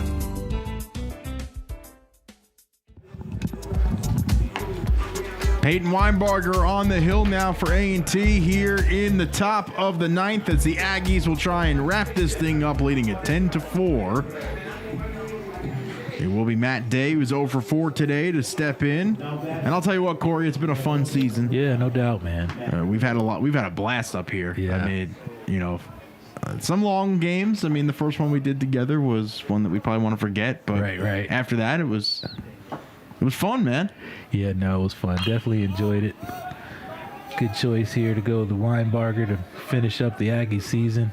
Quick 1 pitch, 1 out with a pop-up. So Williams, who just crushed a homer, will make the out in the field. And special guest center fielder Evan Gates in right now. A lot of fun. Aggies having some fun to finish up here. Yeah, all these guys, pretty much everybody in college baseball, by the time you get here, you've done everything. Right. From Little League, until now, you've played in the field. So it is a bit strange when you kind of go straight to a pitcher's role and you don't get to play in the field anymore.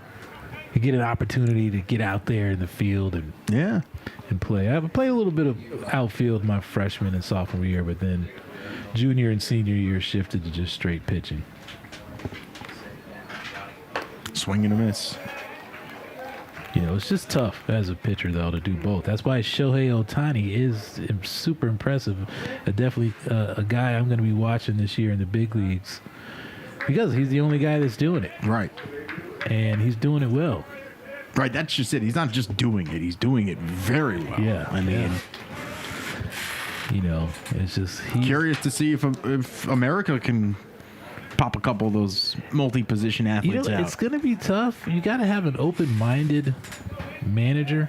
Again, some of these coaches, not just in baseball, but in all these sports, man, are just kind of closed-minded. Yep. They don't really... Swing and a miss. All right, 2 outs. Looks like we might be finishing up here. So Weinbarger getting the K. But I miss seeing the Deion Sanders kind of guy, man. We don't really have dual sport athletes anymore because they're forced. Right. No more Bo Jacksons. Yeah, they're forced to just focus on one sport because their coaches, give them such a hard time. And it will be Aaron Ray who's coming in for the pinch hit. We got another pitcher getting ready to swing it. Threw a nice game to start off the series for Coppin State. Had a really nice game on Thursday. Wasn't rewarded with a win. The Aggies fought, but Mr. Ray threw a gem on Thursday. Now getting an opportunity to swing the stick. It's a really cool way for the senior to end his career. Yep. So both managers giving pitchers an opportunity. You know, and there's a lot of respect between these two clubs. That's why these things can take place, and seniors can go out the right way. Right. Let's see what Mr. Ray can do against Mr. Weinbarger. Swing and a miss. That a baby. Represent the pitching staffs of America. So, the Eagles down to the final strike. Swing. Got him. And North Carolina A&T will sweep the series and close out the year on a high note after a difficult season through the pandemic, and the MEAC era is over and ends on a win for North Carolina A&T. Hey man, it's great to see these both teams, both coaches, both rosters just battle through, get to the end of this season. Game not really meaning much, playing for pride. Everybody hugging and loving on each other on the field. You know, seniors, they know this is the last time. Last time, fellas. Now it's time to be Aggie alum bums. Right. Take it to the young Aggies this fall. I'm excited. It sounds like you're already recruiting. Oh, no doubt. You heard my lineup. With several Greensboro guys from years past. Nick Rogers. Where are you at, Nick Rogers? You know, a lot of arms. Well, partner, it's been fantastic this year. Thank you for joining me all season long in the booth. Looking forward to next year and off to the Big South. Hey, we're headed south. Let's do it. I got to drop a Aggie break. That'll do it for our TEM video crew. My partner, Corey Lima. I'm Spencer Turkin saying so long from War Memorial Stadium. We'll talk to you next year as members of the Big South. Have a great rest of your afternoon.